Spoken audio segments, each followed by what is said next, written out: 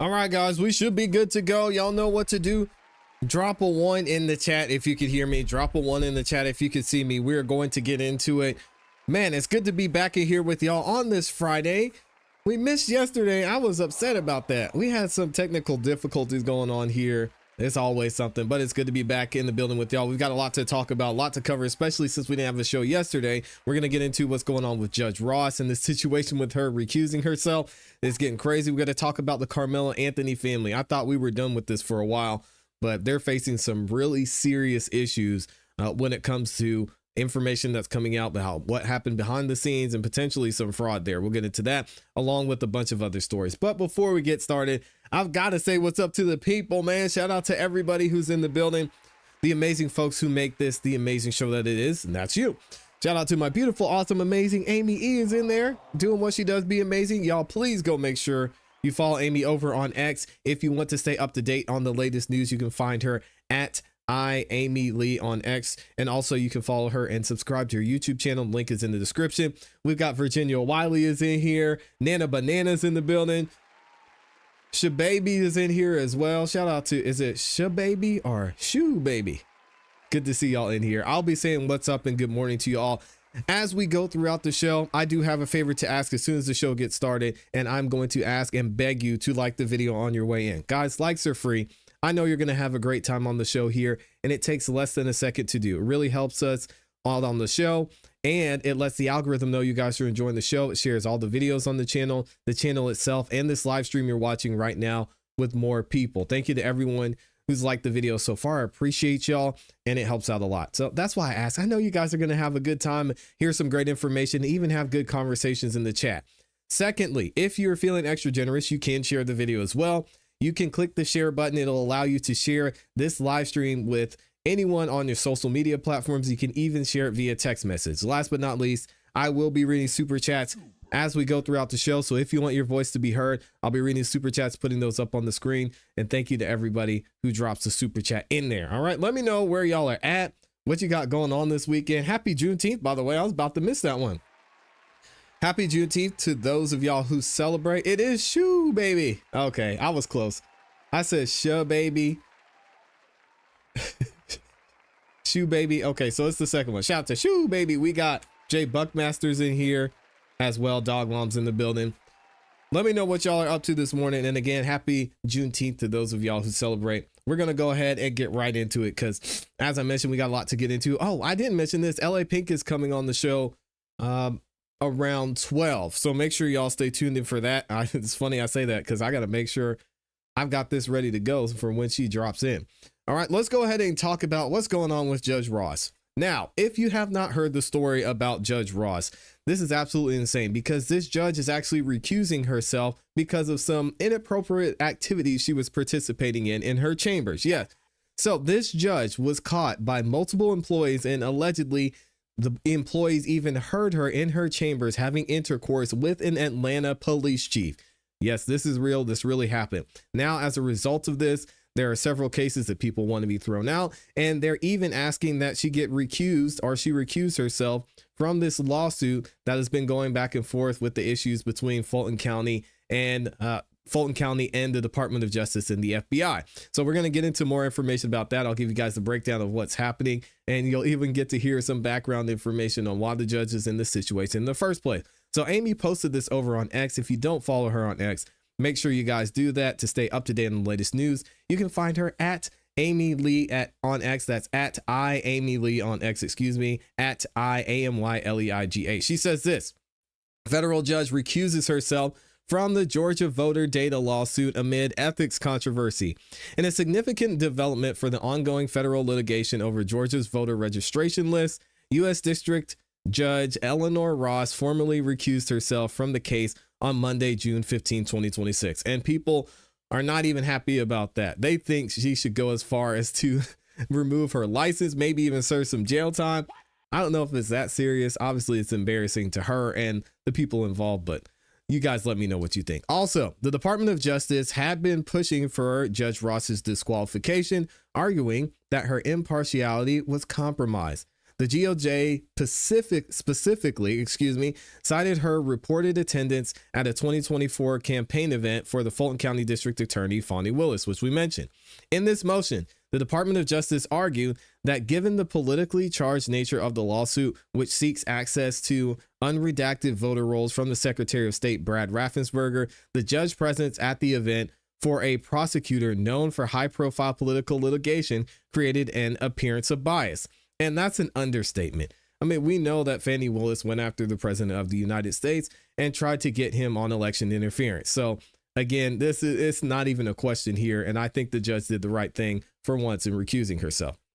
Now, the judge's decision in a 5-page order, Judge Ross acknowledged the heavily polarized environment surrounding both the DOJ case and the district attorney's past prosecutorial work. Now, with that being said, initially, this is interesting because Judge Ross denied everything. She said, I didn't do anything. These are all lies. There's nothing there. People just want my job. You know, they're doing this because, well, she didn't say that. They're doing this because I'm a strong black, independent woman.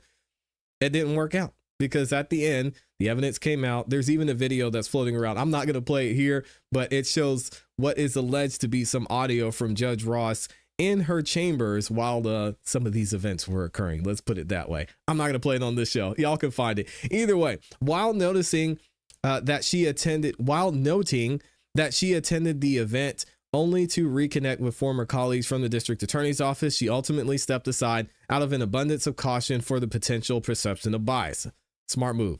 Now, the recusal follows a series of headlines involving the judge. A recent judicial misconduct investigation by the 11th Circuit Court of Appeals resulted in a private reprimand for courthouse misconduct, engaging in intercourse with a high-ranking police officer in her chambers during work hours. That happened. And then initially denying the allegations and suggesting that a law clerk had fabricated the reports in retaliation. Following the public disclosure of these findings, the U.S. Representative Clay Fuller and Andrew Clyde introduced articles of impeachment against the judge in the House of Representatives. So now that Judge Ross is removed, and this is important, the lawsuit, which has seen various procedural delays throughout 2026, will now move forward under a new presiding judge. The Department of Justice had threatened to seek a writ of mandamus to compel her recusal had she not acted voluntarily. All right, so let's actually get into the legal side of things. We're going to hear a breakdown of what actually went down in this motion to disqualify from the United States from Robert Gavay. I always mispronounce his name, and Robert, I apologize, but I'll leave a link to this full video for you guys to check this out and get more information from him because he does a great job as an attorney breaking this down. Check it out.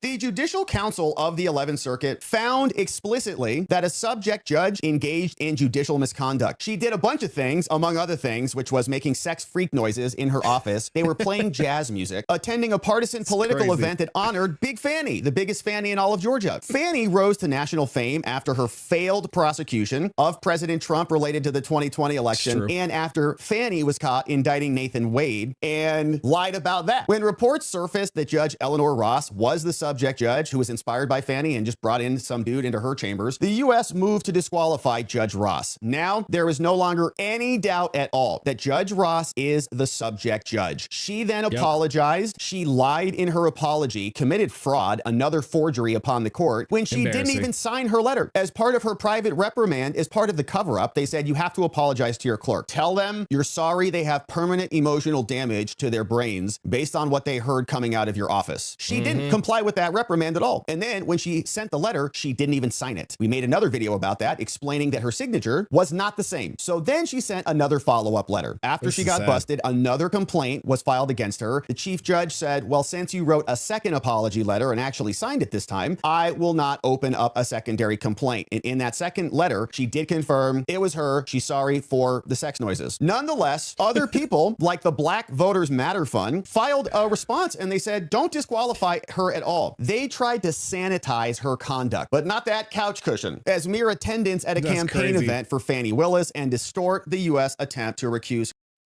Before I let Robert keep going, Why do we do this, guys? Why do we deny? And I'm not saying we, because I'm not a part of this. Why do y'all deny, and lie? And then you get caught and say, you know what?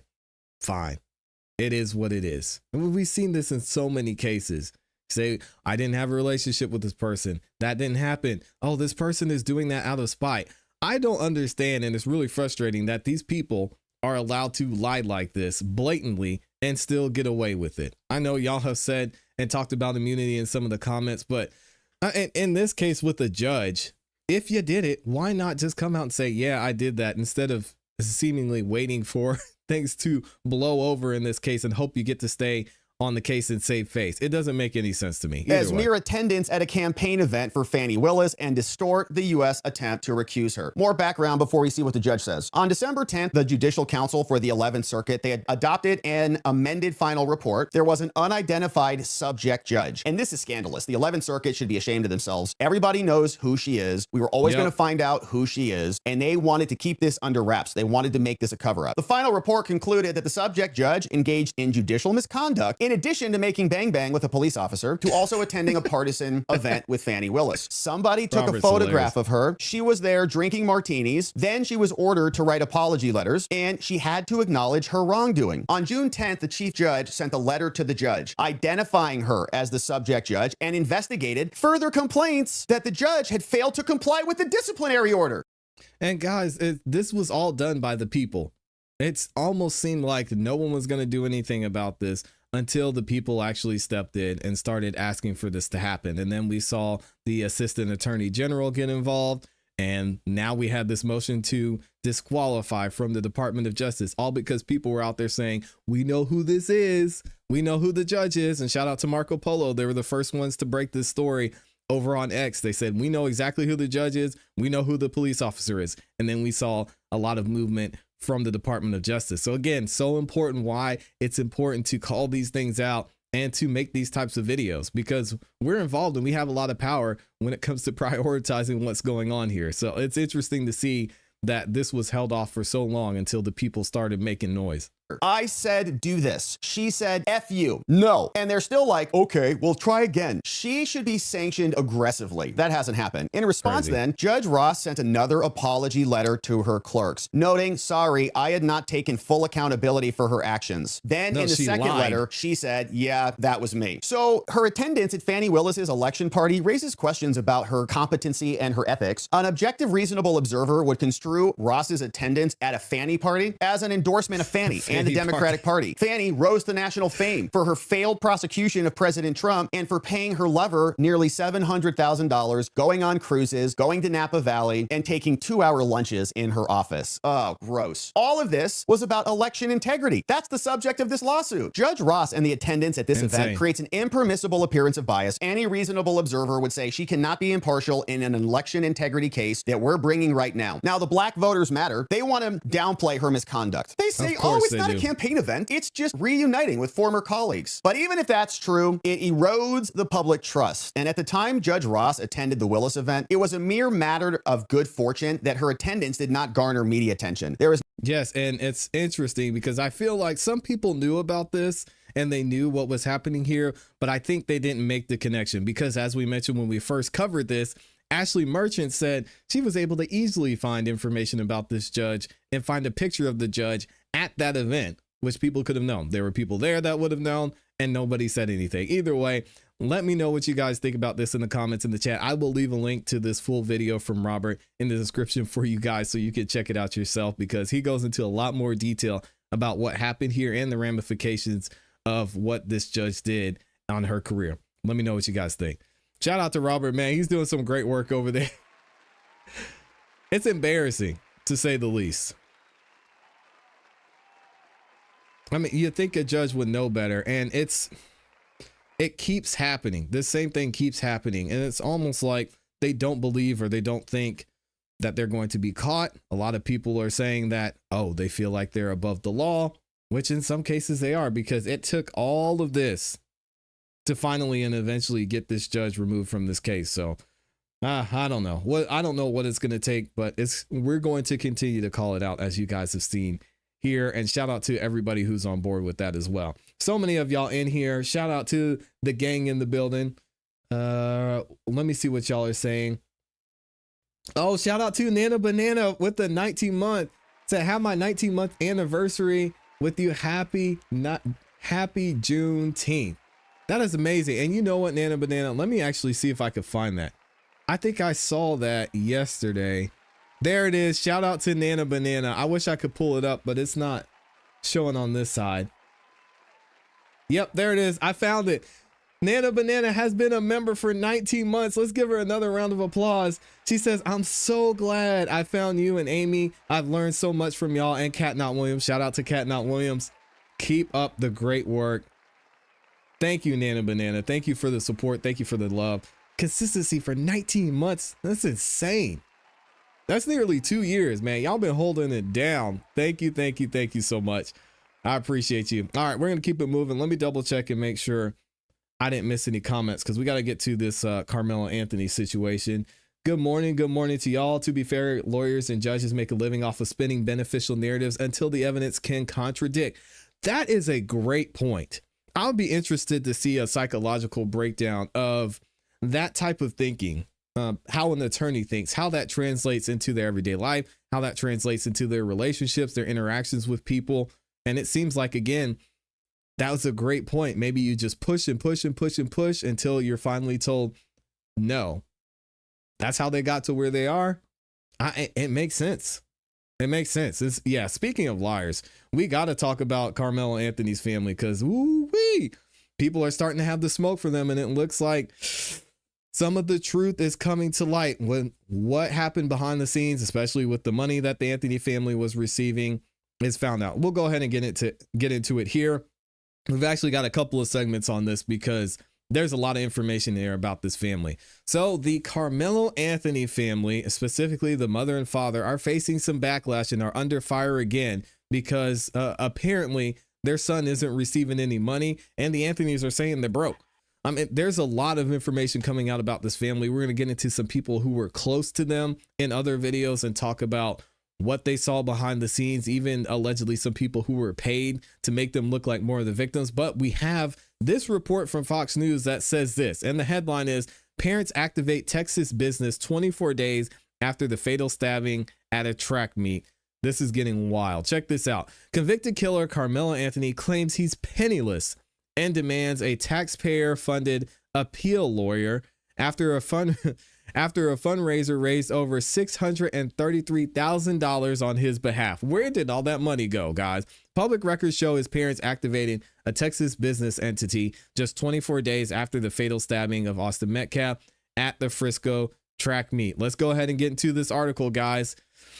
So a convicted killer, Karmelo Anthony, seeking a taxpayer-funded attorney for his appeal after claiming he's penniless. Newly reviewed public records show his parents activated a Texas business entity less than a month after the fatal stabbing of Austin Metcalf. Man, Mike Howard, we might have to have him on the show. I don't know if we're going to have him on the show after some of the things I said, but it'll be interesting to talk to him about what's going on behind the scenes because somebody's got to set the record straight with this family. Either way, the records do not establish that any fundraiser proceeds were routed through the company. Anthony's parents have not been accused of any wrongdoing or charged with a crime. Well, we're going to get into that. Karmelo Anthony, 19, was sentenced earlier this month to 35 years in prison after a Collin County jury convicted him of the murder in the April 2nd, 2025 stabbing of Austin Metcalf during a high school track meet.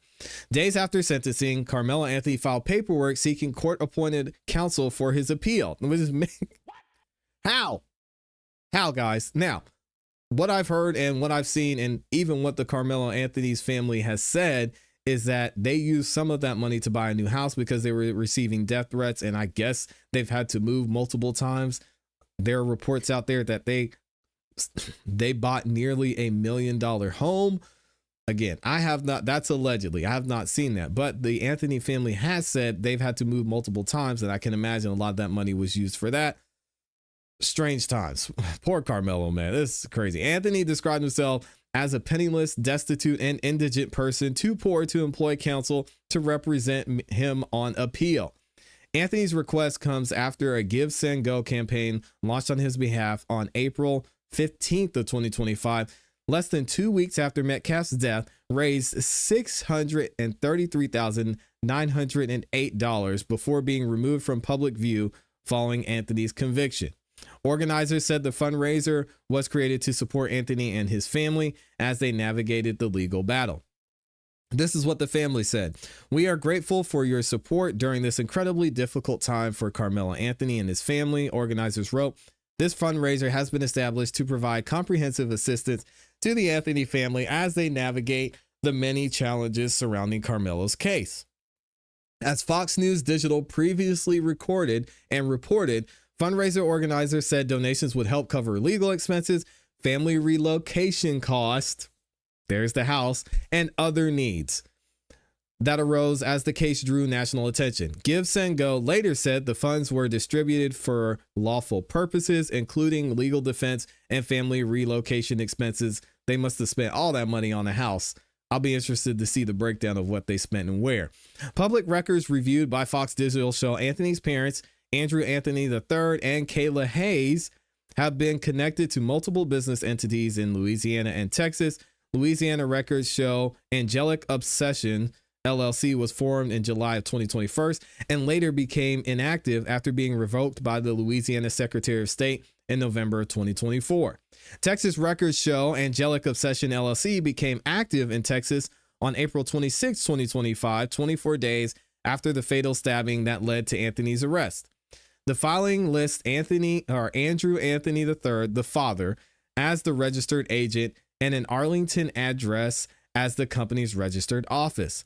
Separate Louisiana records show Exclusive Luxury Services LLC. Man. Another entity connected to the Anthony's parents was formed in 2016 and later experienced multiple administrative actions, including a revocation in 2019, reinstatement in 2020, and a second revocation in November 2023, after which the company became inactive.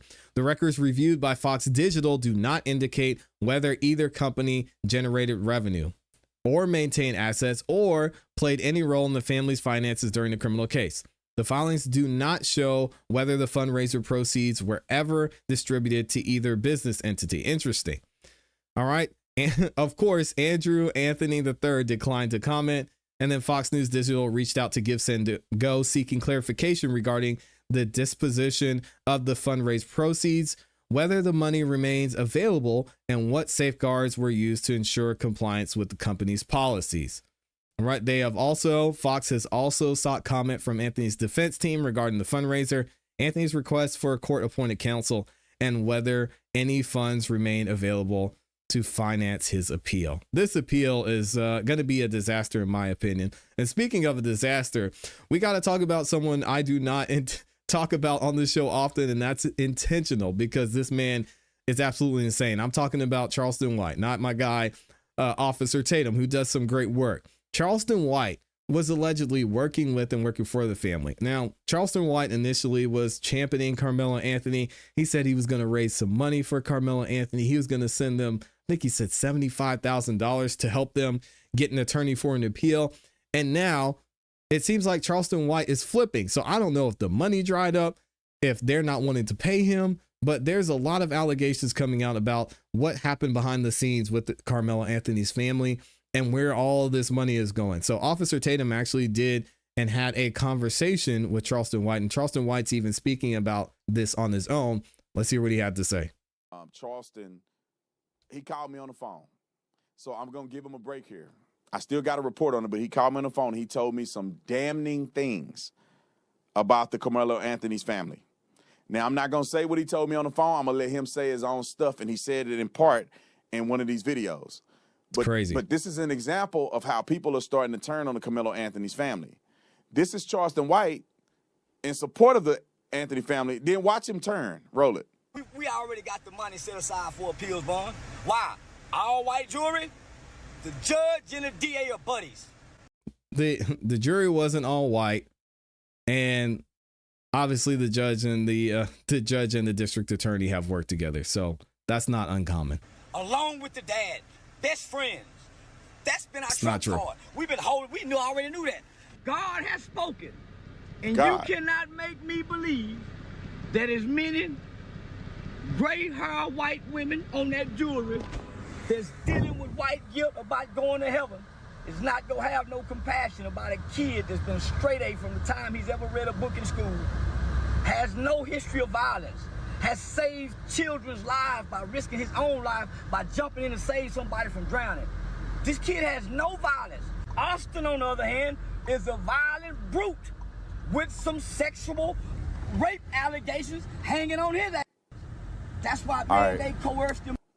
A few moments later, roll it. I am removing myself from the Karmelo Anthony's case. I am no longer involved with the family. And here's why. I was starting to feel like I was being used for my influence and my connections and resources. When I tell you we raised over $1 million one day, privately, quietly, they wanted to start another GoFundMe. I said, no, I'm not doing a GoFundMe. They wanted to know, after we pay for the pill, will the money go to them? No. The extra money don't go back to you. It goes back to the people who gave it. It don't go to nothing else. The money is for the pill. His daddy in the way. I don't like Told weak. y'all. I hate weak men. Told y'all.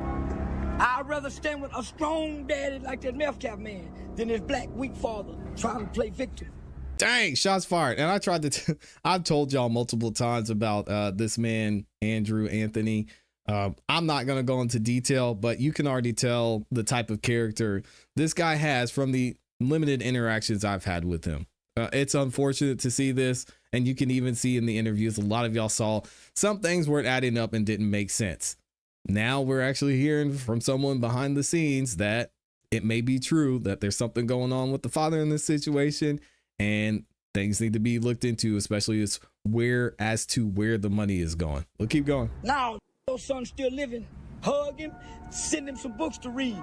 I got the money. Let's start to work on the pill. Anything else don't make sense. What's wrong with you? And I'm telling them, say, homie, everybody believe you playing for the money, nigga.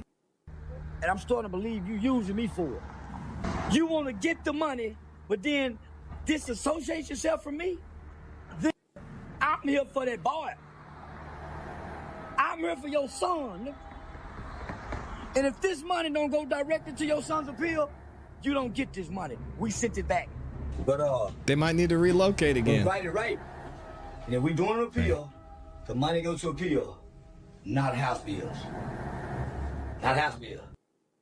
Now, let's put this in perspective. I might have Charleston come on my show and talk about this and disclose whatever he wanted to disclose. But when he talked to me on the phone, he told me a lot of other stuff that drew concern for him. And none of this stuff should have happened. Karmelo Anthony's family should have never pulled a race card. And I'm not in favor of him killing nobody because I think it's wrong. I do understand young people are stupid and they do stupid stuff in the heat of the battle and they're not thinking properly and they're not thinking about the consequences. A 17-year-old Brandon Tatum is not a 39-year-old Brandon Tatum. And so I'm not arrogant enough to act like I was so perfect and I didn't have violent tendencies in my mind. It just, I never had the opportunity. Now, I wasn't going to bring no knife and stab nobody. I'd throw the hands on people. But they should have just kept it like this, and that boy would have never did 30-plus years in prison, even though I think he deserved to go to prison for a very long time for killing somebody. But what they should have done is they should have took a plea deal, like I said at the very beginning.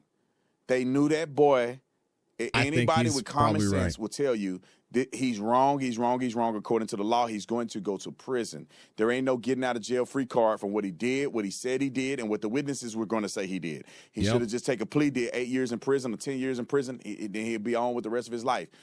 Now, I want to know what you guys think about that statement from Officer Tatum, because it's actually going to lead into another video where we're going to talk about the legal ramifications. We're going to hear from Nate, the lawyer, giving some insight into the manslaughter versus the murder. We had a lot of back and forth on this on the channel. Even when this case first started, I said to you guys, this is going to be manslaughter. It's got to be manslaughter, plain and simple. There's nothing about this that says self-defense. But what ended up happening was the murder charge was introduced, and we looked at the jury instructions from the judge, and it made a pretty clear case for murder in this instance. I believe, and I'm with Officer Tatum on this, they should have taken a plea deal because there was no way a jury was, I don't even care if you had multiple black people, if half of it was black. Looking at the way that these jury instructions were written, looking at the way this case was tried, it was clear that this was not a self-defense case. And I think any honest juror could see this. I want to know what you guys think about this in the comments in the chat. All right, y'all, shout out to Officer Tatum.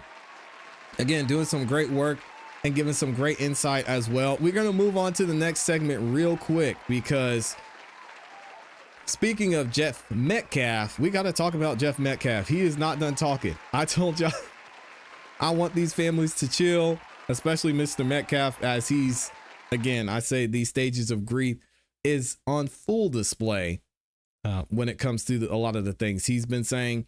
And he's not done talking. So we're going to get into that in a second. Let me double check and make sure we're good and I didn't miss any comments. A plea deal. I don't know why they didn't take a plea. Gibson Go stated the family did not pull any of the funds. The company said that. Also, Carmelo's family was making money before the situation. You are not reporting the story correctly. Okay. If you say so. Wrongful foreclosures keep happening. Misapplied payments is not default. You breached. Amortization schedule is not being used. It means you breach.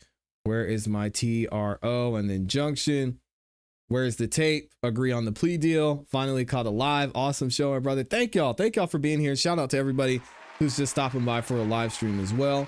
I expect Karmelo Anthony's family to do nothing but lie. Yeah, they already have. They already have. It's unfortunate. Let's go ahead and talk about Jeff Metcalf.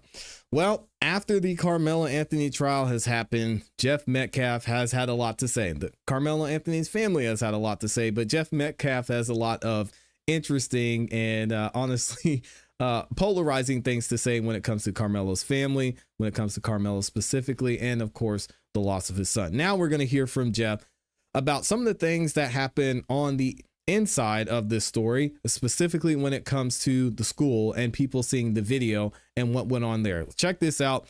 It was posted over on X that Jeff did another interview talking about the Frisco ISD and what happened with this video. It says this: Austin Metcalf's dad is revealing more information about what happened behind the scenes leading up to Karmelo Anthony's trial.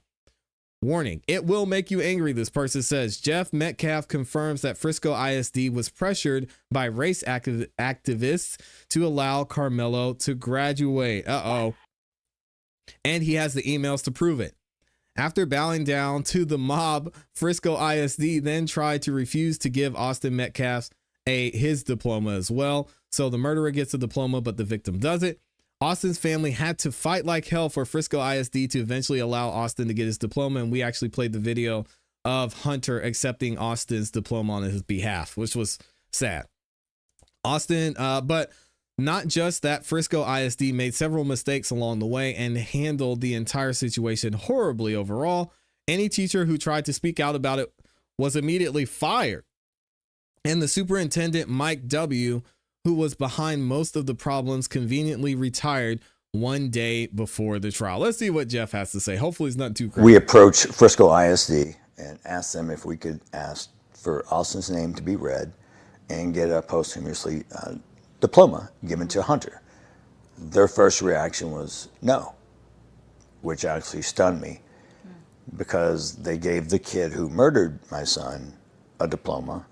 Had been expelled and graduated from an alternative school, but they buckled under the process of being threatened by these protesters and advocate groups, Dominique Alexander and I think the Freeman group. Both, I have copies of the emails they sent to the school board, basically threatening. And they you know, the superintendent has since retired. He retired on May 31st, the day before the trial started.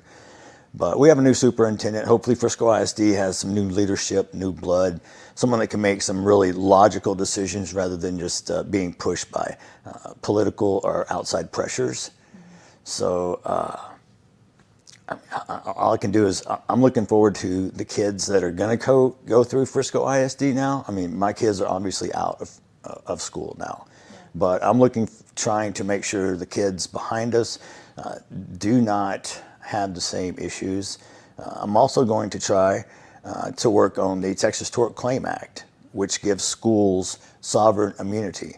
I don't believe our taxpayer dollars should go to public schools that have no accountability. A perfect example for me would be the Uvalde shootings. None of those 19 children lost their lives, but you can't hold the school responsible. And I'm sorry, the school here is negligent because athletes didn't have to go through metal detectors. There was a lack of security, even medical personnel. You only had athletic trainers. So there was many missteps taken by Frisco ISD, along with the way they handled the video, the showing of the video. They tripped over themselves multiple times, and it doesn't give us a good look as far as, because that's one of the main reasons I moved here, because I wanted a good school system for my boys when they were raised up. And for the most part, Frisco ISD did their part, but they failed on multiple levels when this happened. So there were teachers that were let go for commenting, which y'all believe it? Mr. Waltrip himself. Well, from April 1st to April 28th, I believe there's a list. I think there's either 24 or 26 people that were resigned or were let go. And Mr. Waltrip wouldn't even do it face to face. He let go of some people over the phone, which to me just showed how coward he is to begin with. Be a man. Step up. As you know, me and you both agree, it's more of a face-to-face conversation.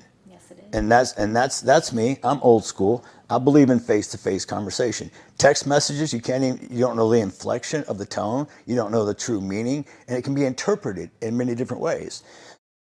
Interesting. So we've got some more information on this, and we're actually going to hear from a representative for the Anthony family when it comes to what's going on with the family, what actually happened in that video, and what he's saying the family is going to do moving forward. But before we get to that, there's actually more information about what's happening with this money situation with the Anthonys.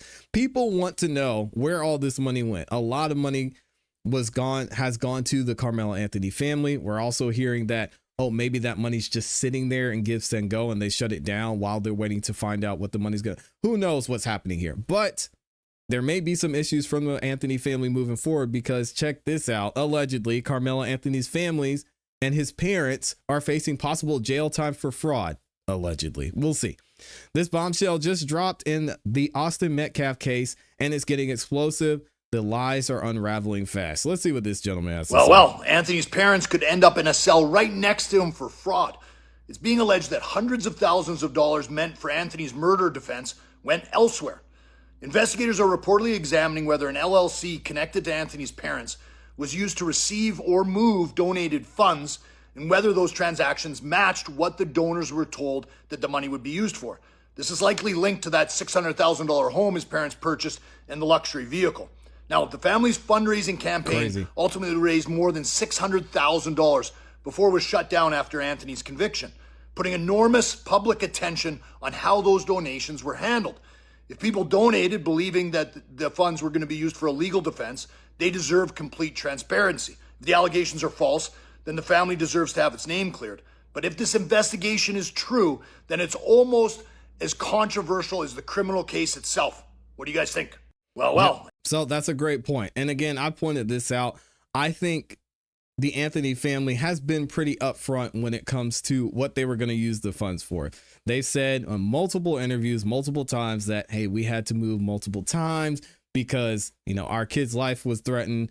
Our lives were being threatened. Karmelo's life was being threatened, and we had to move. So a part of this and what they're saying is they used a lot of that for relocating. And I think if we go down the road and we fast forward a year from now, several months from now, we're going to see that that's going to be the explanation. We spent some on his legal fees, but we had to move, y'all, because people were mad. But we're actually going to hear from their representative, this guy most of y'all absolutely love, Mr. Dominic Alexander. And I'm being sarcastic, by the way. He had some issues behind the scenes that was going on with the Anthony family. And he's even saying some of the things that were said by the family and others surrounding them may not be true. Now, this was the guy, I'm going to play the original video and what he originally said later that explains what he thought and how the family was the victim, how Karmelo was the victim. But check this out. This is in a recent interview he did. And it says, family spokesperson Minister Dominique Alexander details how he guided Karmelo Anthony's family to hire attorney Mike Howard at a $75,000 fee. Oh my God. How do y'all feel about Mike Howard, by the way? Let me know. Check this out. I had him meet with another attorney, a black attorney. The first attorney I had to meet was black. Rain asked me what the price that black attorney was. Charge? $500,000. $500,000. They weren't talking until they gave him $200,000. What the white man say? 75. 75,000? Yeah. Dang. And so my thing was, is like, All right, so he's saying in this interview that they tried to hire a black attorney, but the black attorney they were going to hire said, hey, you're going to have to pay me $500,000. And they didn't have it like that. So Mike said, I'll do it for 75. I guess you get what you get in this case. He also said this. He did an interview recently with Nick at Night and said, a spokesperson for Karmelo Anthony's family said he did not see Karmelo Anthony getting jumped after he reviewed the video evidence. Now, why are people saying this? Which is a great question, because it's been debunked multiple times, not only by the jury, not only by the district attorneys, not only by the judge, but now we're hearing their own spokesperson is saying, he wasn't jumped. I don't know why people are saying he was jumped. We just believe that what he did was self-defense.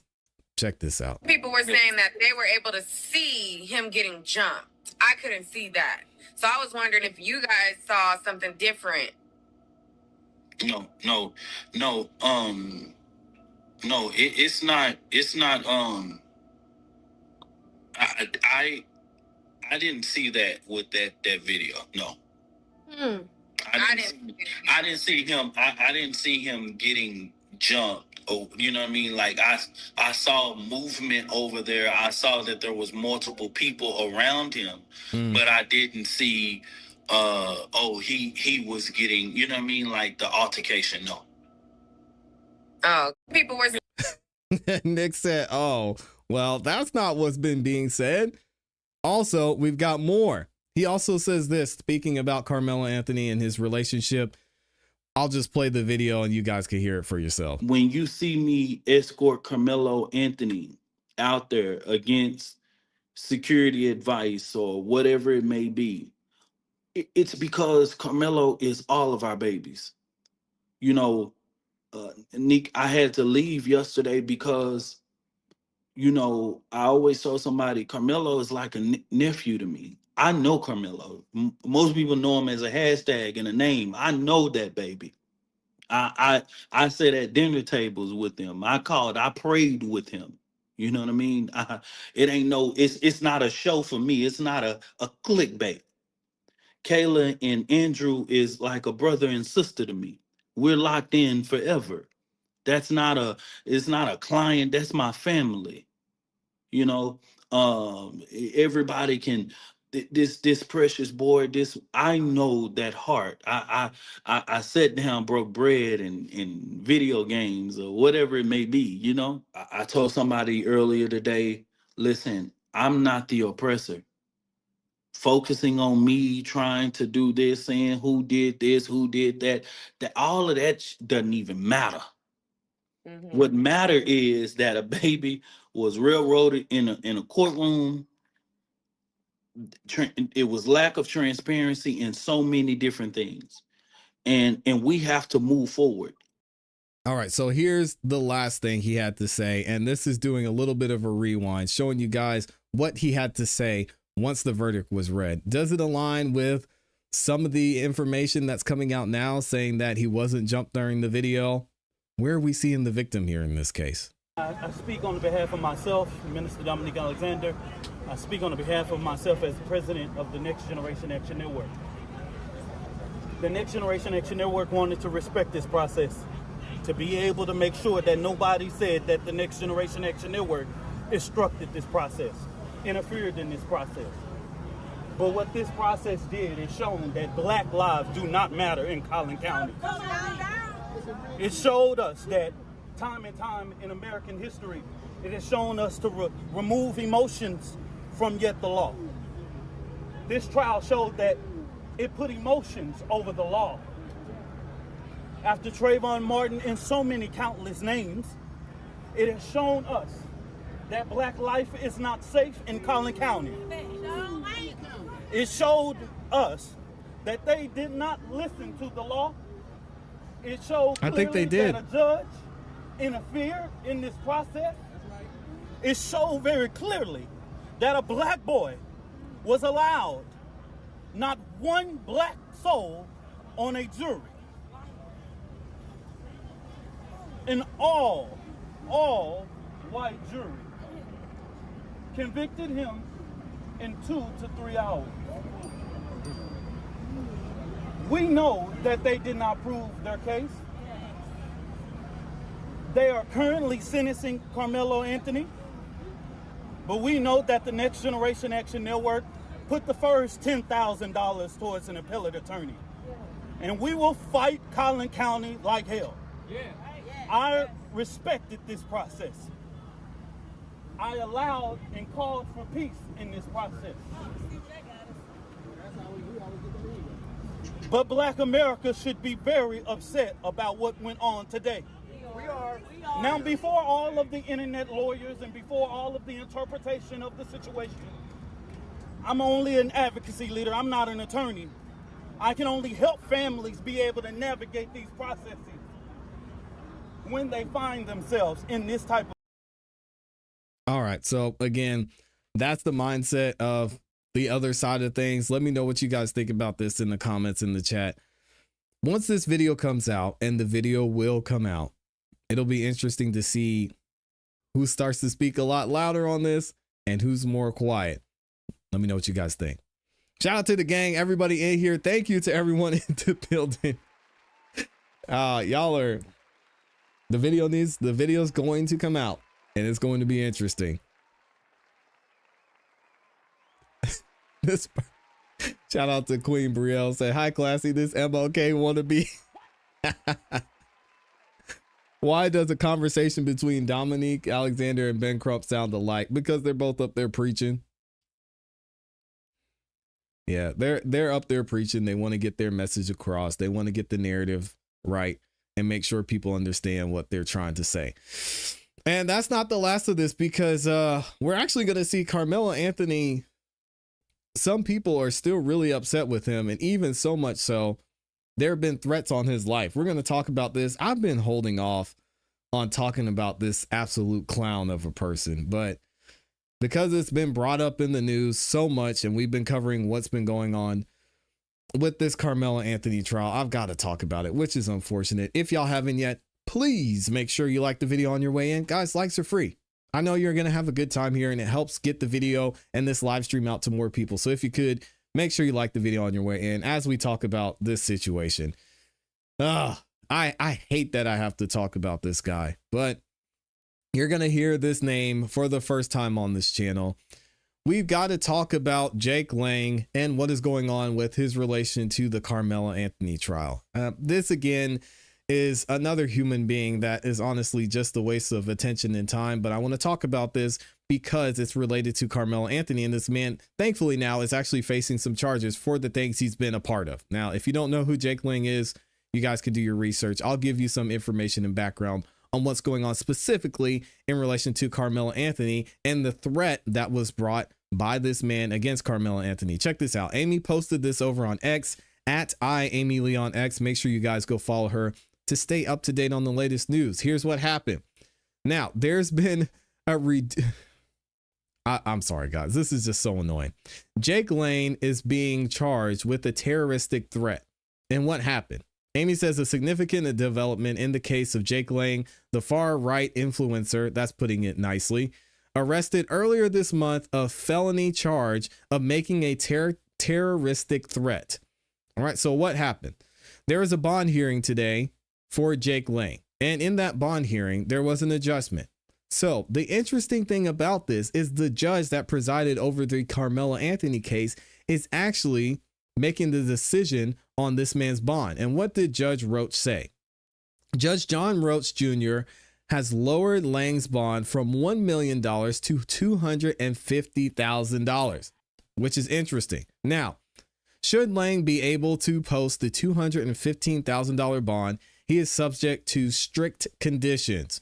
What's going on here? He is prohibited from entering the state of Texas except for mandatory court appearances or to meet his legal counsel.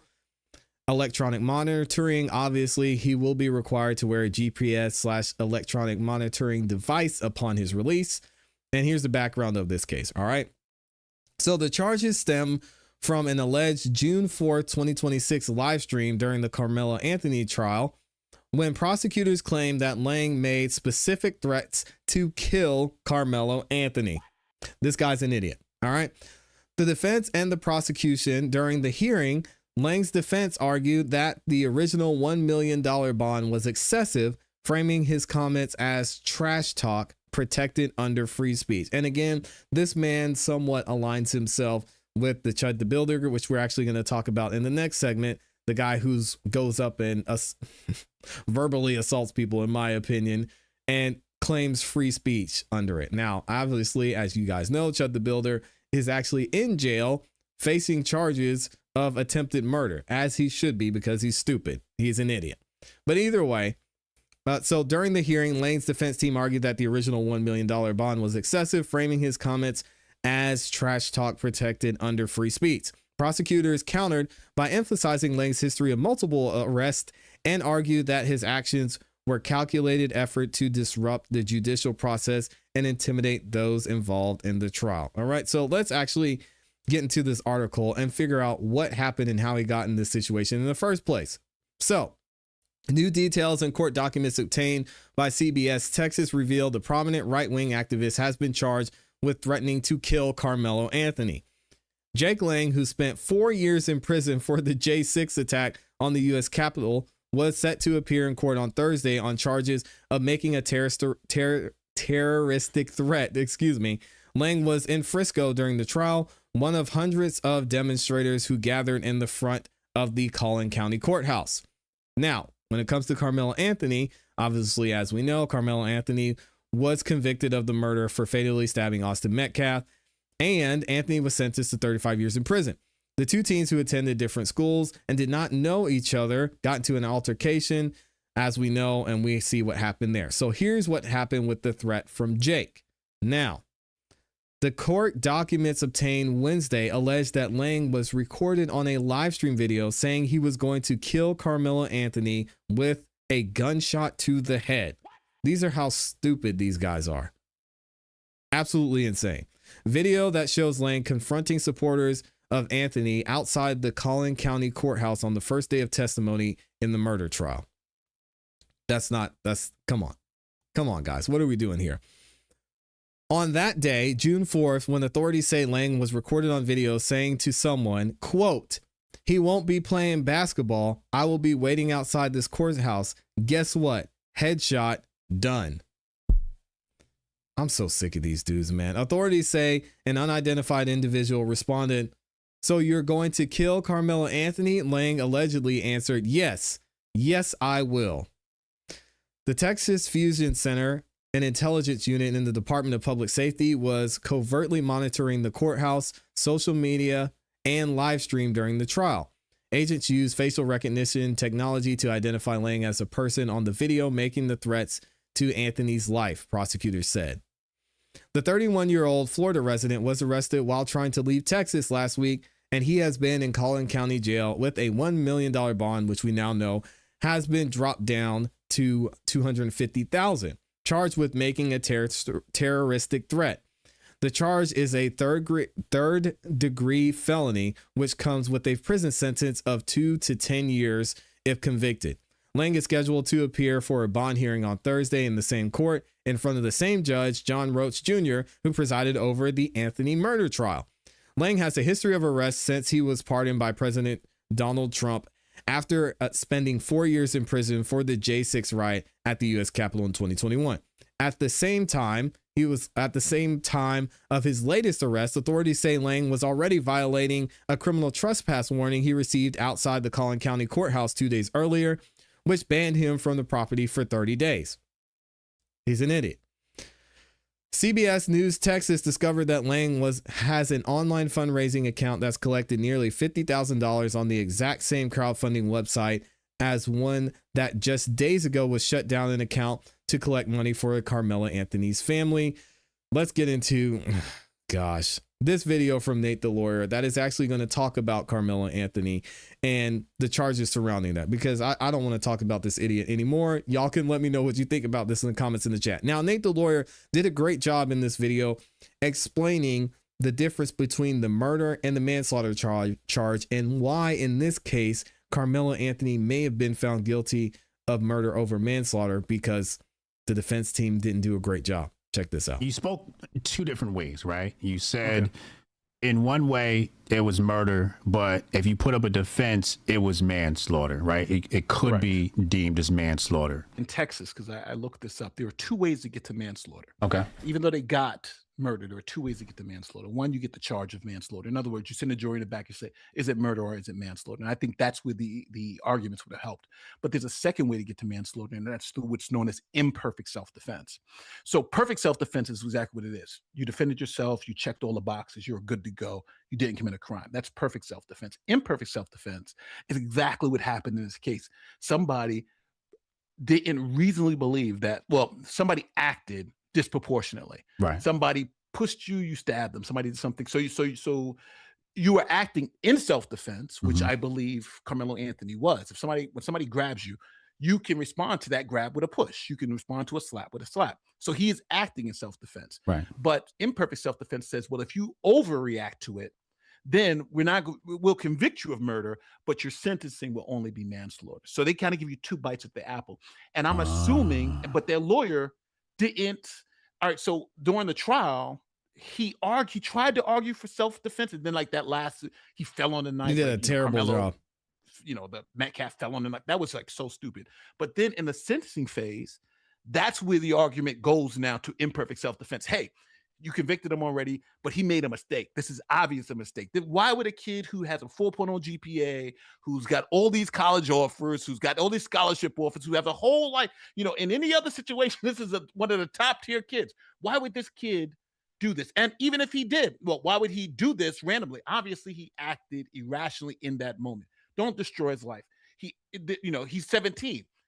He didn't, he didn't do it in a perfect way. Right. It was imperfect, but we can mitigate this into, let's say, a manslaughter. So don't ruin this kid's life because he was a star. He made a mistake. And I think that's where the lawyers failed him, because they didn't make that argument in sentencing. They put his mom on, she cried, and that was it. That was ridiculous. You need to make the jury understand that this isn't some gangbanger. Right. This was a good kid and who made a mistake. And that turns a 35-year sentence into maybe a 5 to 7 year sentence. Yep. Shout out to Nate the lawyer. I 1000% agree, because as I said before, originally I thought this was going to be manslaughter.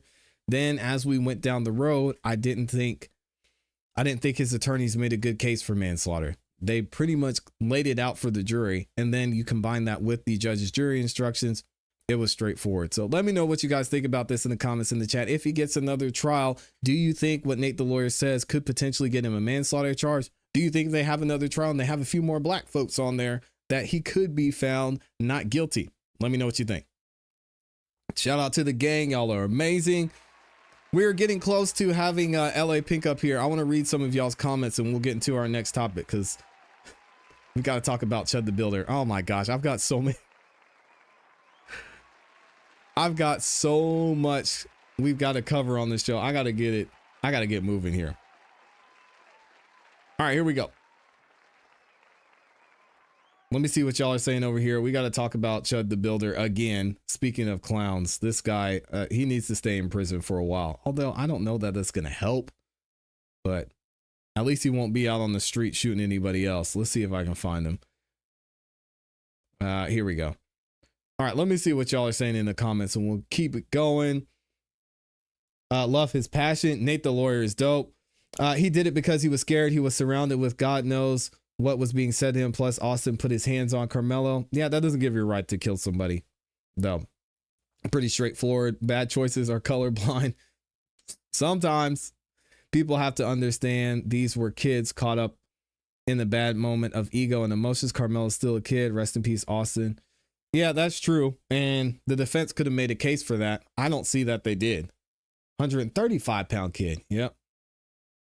Yeah, I saw Nate's perspective. Interesting. Listen, that's why I was thinking manslaughter initially. But again, you got to look at the jury instructions on this, and you see that if you believe Karmelo Anthony intended to cause serious bodily harm, he did cause that serious bodily harm, and then someone died as a result of that, then you have to find him guilty of murder. I think you could still make the case and say, oh, no, he wasn't trying to cause him serious bodily harm. He just wanted to maybe threaten him. And then, I don't know, he wasn't thinking. It was just instinctual, or he was scared. And then he just, pushed the knife towards him. We don't know. There's reasonable doubt maybe that Austin jumped towards him and Karmelo was holding the knife to try and scare him. We don't know. So maybe you say manslaughter in that case, but that's not what the defense gigged. And that's on them if that's the case. Either way, I mean, I think he's going to jail, to be honest, because you can't just kill somebody in that way and say it's self-defense. Either way, we got to talk about another clown. Well, another clown we have to talk about, a stupid, complete idiot, is this guy, Chud the Builder, who's basically trying to proclaim himself as the free speech king. Well, he's now in jail because not only did he shoot himself, but he actually shot someone else, and now he's being charged with attempted murder. But recently, he was also facing some other charges in another part of Tennessee, to where he didn't pay his bill at a restaurant because they asked him to leave. He felt like he shouldn't have to pay. And we're going to talk about that in a minute, but his bond is gone. He's not going to be able to post bond. He's going to be in jail until the end of this trial goes. And I think at the end of this trial, he's going to be facing some serious jail time because Tennessee is not playing with this man. Check this out from the news right there in Tennessee. Online influencer Chud the Builder will remain behind bars, accused of attempted murder and linked to dozens of violent videos online. Good evening and welcome to News 2 at 5. I'm Bob Mueller. And I'm Haley Wilkes. News 2's Lexi Wilson explains what happened in a Davidson County courthouse this morning. Dalton Etherly, better known as Chud the Builder, enters a Davidson County courtroom Wednesday. The social media influencer facing charges in Nashville after he refused to stop live streaming inside a restaurant at the Omni Hotel and then refused to pay. But the hearing today mostly focused on a separate case in Montgomery County. Prosecutors played videos and reviewed social media posts made by Etherly, posted before the shooting outside the Montgomery County courthouse. They were racist and violent. So even social media would recognize what he's saying is improper. Yes, sir. And improper is a nice word, correct? Yes. All right. Etherly is charged with attempted murder in that case. Etherly's attorney argued the court should consider threats his client receives online. Mr. Etherly has made complaints about people making threats to him, correct? In fact, to the local sheriff's, well, I say local, we're in Davidson County, but to the Montgomery County Sheriff's Department, he's made several complaints. Yes. Including people threatening to chop his infant son's head off. In the end, the judge sided with prosecutors and revoked Etherly's Davidson County bond, citing concerns about the violent social media posts. Etherly's attorney filed a motion to dismiss the charges in Nashville, but that was not addressed today. Mr. Etherly's looking at being held without bond on misdemeanors that he ought to have been cited for. And he's charged with a resisting arrest that I think even the state would capitulate as improper. His next court appearance in Davidson County is set for June 25th. Etherly is also facing a $1 million bond in the Montgomery County shooting case. All right, so now we're going to get into more information about what happened in this case, and specifically about him raising money and the judge saying he can't use that money as a part of his bond. This man it's looking like he's not going anywhere anytime soon. And I, for one, don't have a problem with that. I think he's not helping anybody with the content that he's making, and he's an idiot. But here we are talking about More than $300,000 and counting. Donations continue to pour in for Dalton Etherly, the controversial influencer known as Chud the Builder. Known for using the N-word and other provocative language to spark a reaction, he now faces charges of attempted murder for shooting a black man in Clarksville. But it's how he has turned the controversy into cash before and after the shooting. It's raising a lot of questions, and News Channel 5's investigates Levi Ismail's here with the story. Levi. Yes, you know, Dalton Etherly's life revolves around what he does online. It's where Chud the Builder is known for his racist rants, but it's also where he's raised thousands of dollars from complete strangers who pay to see his online antics. Crazy. All right, finally, now I can speak. There's a certain irony to the idea that the man who's clearly not afraid to say whatever comes to mind, look what we got here, is also the same Dalton Etherly. Shame. Get a white one. AKA Chud the Builder, who's worried his words will somehow be taken out of context. Now you guys can just see everything? Etherly said it's why he started posting hours-long racist rants on this YouTube-style site just last month, where he taunts minorities with the Quran. Hey, real quick, can we do a prayer? Lures the less fortunate with food. You hungry? Just to make his point. Want a burger? Hell yeah? All right, but y'all believe in free speech. So white people can say right? And he's doing all of this. Look at this chimping out. Everybody look at the chimping out. While carrying a pistol. But Pump Fun is not just the only streaming platform Etherly hasn't been kicked off yet. A closer look, and as it turns out, there's money in hate. Ooga booga. Where do you work? We're not working. I'm getting paid $1,000 to do this right now. This is, of course, the same person who claims everything he's done is in the name of advocating for free speech, now also admitting that he turns controversy into cash. I built 10,000 followers in 7 days. Every one of my streams, viral clips, several of them. Creator rewards are paying my bills. They're funding the movement. This site makes it so anyone can spend real money to buy a stake in these free-to-make meme coins. So think investing without any real financials to review or even a business for that matter. They're really just speculation on attention. Courtney Werning is an attorney who studied this version of the crypto economy, where she says it's more about building community.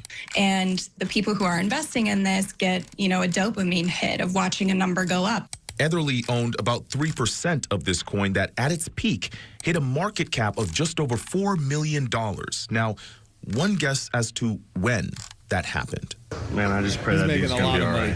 Yes, sir. I tried to walk away from him. This is the last video posted by Etherly titled Chimpin', where you hear him tell first responders that he got into an argument with a black man, Joshua Fox, outside the Montgomery County Courthouse. And that's when he eventually opened fire. He said, you start saying all that chimp out to me, I'm gonna hit you. He hit me, started wailing on me, even after I had to defend myself by shooting him. 1 minute later, and seemingly out of nowhere, Etherly suggests that this is the type of thing people would pay to see. Rich people are saying you'll get rich if you hit this guy. They're all publicly saying, if y'all assault this guy, we'll make you rich.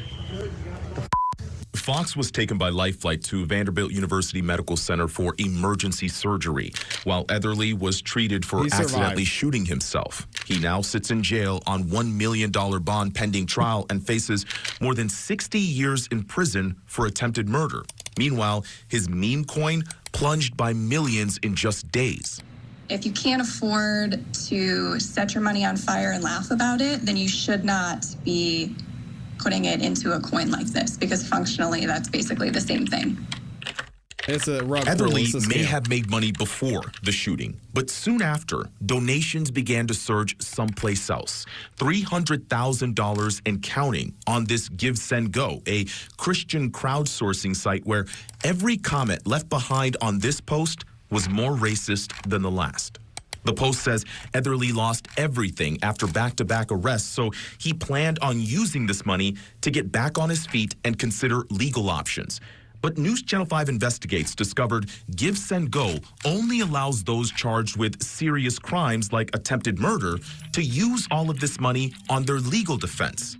Emails and calls to Give, Send, Go went unanswered. And that's why the Anthony family might be having issues. Again, if what they use or what they intended to use the money for isn't the right thing, it wasn't for Karmelo Anthony, then maybe they have a problem. Again, that's a different story. But soon after, an update was posted to let everyone know this money would go into a trust in accordance with Give, Send, Go policy. A judge also ruled that none of the money raised through crowdfunding can be used toward bond. Now, crazy. if Etherly posts bond, he's required to wear a GPS monitor, have no access to firearms, and comply with a gag order limiting his social media. That means no rants or interviews about what happened. It's not clear what happens to this page moving forward, but it seems whatever Etherly does next. That's Chud the Builder. What's up, dog? Oh, my God. There's an audience who can't wait to listen and maybe even pay. I don't know. I feel like I was born for this in a way. The judge in Clarksville has limited how much each bonding company can put up in this case. Etherly will need 10 companies to put up $10,000 each before he could be released. But even if he makes bond in Clarksville, his bond in Nashville on unrelated charges has been revoked pending trial. With news. So he's in trouble either way. Let me know what you guys think about this in the comments in the chat. Which side are you on? And y'all be honest, all right? It's okay. If you think this man is championing free speech, you think that the way he's going about it is proper, say that. If you disagree and you think he should spend the rest of his life in jail, say that. I just think he's an idiot that did something stupid in this case, and he's going to have to pay for it. Pulling out your gun and shooting a man just because he says these things to you when you're somebody who's championing free speech seems like somewhat ironic. Either way, let me know what y'all think in the comments in the chat. Shout out to the gang, and specifically, y'all look at this. Look at this beautiful woman in here. Shout out to my beautiful, awesome, amazing Amy E. What does she say? Has been a member for 25 months, but she's been supporting way longer than that. In so many ways. She says, I have looked at you in a million. I love it. Shout out to my beautiful, awesome, amazing Amy E. Thank you for that. Thank you for all the love that you give. Thank you for being just absolutely amazing. Guys, you do not see all the work that she does behind the scenes, not only to support me, but to not only to support y'all, but to support this channel. And she's still over there getting it as well on X, on YouTube. So, man, Amy, thank you for everything that you do. I love you so much. I appreciate all that you bring into my life, into this channel. And you know what you do. So y'all give it up. And can y'all please show some support and drop Amy's in the chat? Y'all show Amy some love. Being a member for 25 months is insane. Proud of you. Appreciate all the work that you do. Amy's awesome. I appreciate you. All right, let me see. I think we're going to go ahead and we're going to take a little bit of a break. I have some more stuff that I needed to get into. Let me see. How many more topics did I have? Woo. This might be a long live stream, y'all. Let me go ahead and we're going to bring LA Pink up here. We've got LA Pink in the building. Y'all make sure you go follow and support Amy too. Shout out to Amy. Let me get LA Pink in the building. We got a lot to talk about. And I'm trying to, oh, hold on a second. Can y'all see me okay? Look like we might have been having some issues. I want to make sure y'all can see me good. Let me double check. All right, we should be good to go. Let me get LA Pink up here. We should be all set to go. LA Pink, good morning. Can you hear me? You good to go? I can hear you. Do I need to change my scenery? You know the dogs is in the house, though. You know. You're good. Let me double check. I think the people should be able to see and hear you too. No, that is the wrong one. Hold on. I got my screens mixed up. I need to select the right screen, and then they'll be able to see you. Let me see. Let's see. Street. Where do we move you? Maybe I just have to move you back over here. Let's try it this way. There we go. I think the people should be able to see it now. Let's see. There she is. Y'all give it up. Say what's up. And good morning, good afternoon to LA Pink. Thank you for being in here. Good afternoon. Wow. Yes, indeed. We got a lot to talk about, a lot going on. I appreciate you stopping by. We got into it some on Wednesday, I think it was. Yes. But I feel like we left a lot on the table, specifically when it comes to what's happening now that we got Mo Ivory in there. That is going to be the candidate on the Democratic side for the Fulton County chair. Specific. Right. That's it. So she's not there. I know that they all have kind of, felt like it's a washed up deal. Not yet. Because I've heard that there's never been a Republican. Or has there not been a Republican there, or has there not been a Republican that have ran? Yeah, I'm not sure about that either. All I know is Eric Tatum is our guy. We're gonna get him in there. Come on, man. And I'm with you on that one. All the way. When I say 1,000% way, all the way. Yeah. I'm with that. Yep, I agree. Most definitely. And there's I know there's some things you wanted to cover as well, specifically with what happened during the Board of Commissioners meeting. We didn't cover that because I'm going to be honest, I was a little surprised that there weren't a lot of public comments about what was going on. I don't know if it's because maybe that the runoff is over and the primary is all done and people are kind of taking a break from showing up to or getting to the meetings, but there wasn't a lot of comments about that. And I thought we would hear more from people, especially considering now, Rob Pitts is on his way out. Right. When it comes to even discussing, because I'm trying to limit it my discuss because we have some things coming up, but I just want to work towards getting them out all of about who feels and what way. That's just my goal, is to just get some removals start to happen, because we're not going to see true change until we actually change what's off inside that has gotten us to where we're at today. They continue to throw the same corruption at you all the time. I mean, you go get the vice president when she was running against Trump. I mean, she has garbage and trash all behind her that they just completely ignored. Now they're doing the same thing with Keisha Bottoms.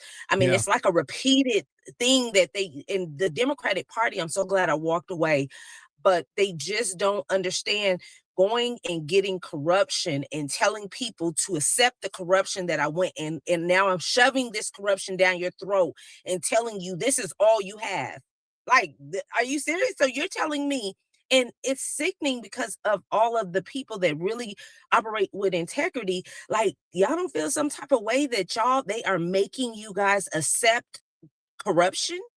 Yeah. Like, you're not feeling like bamboozled, hoodwinkled, you're not feeling defeated, that you have all these powerful Black men that ran against Keisha Lance Bottom and they picked the garbage to pull you to to have to vote for.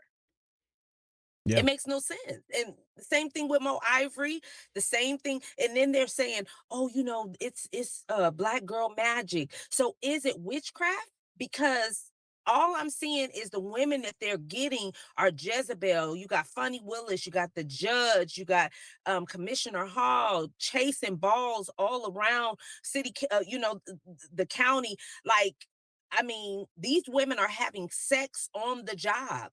Okay.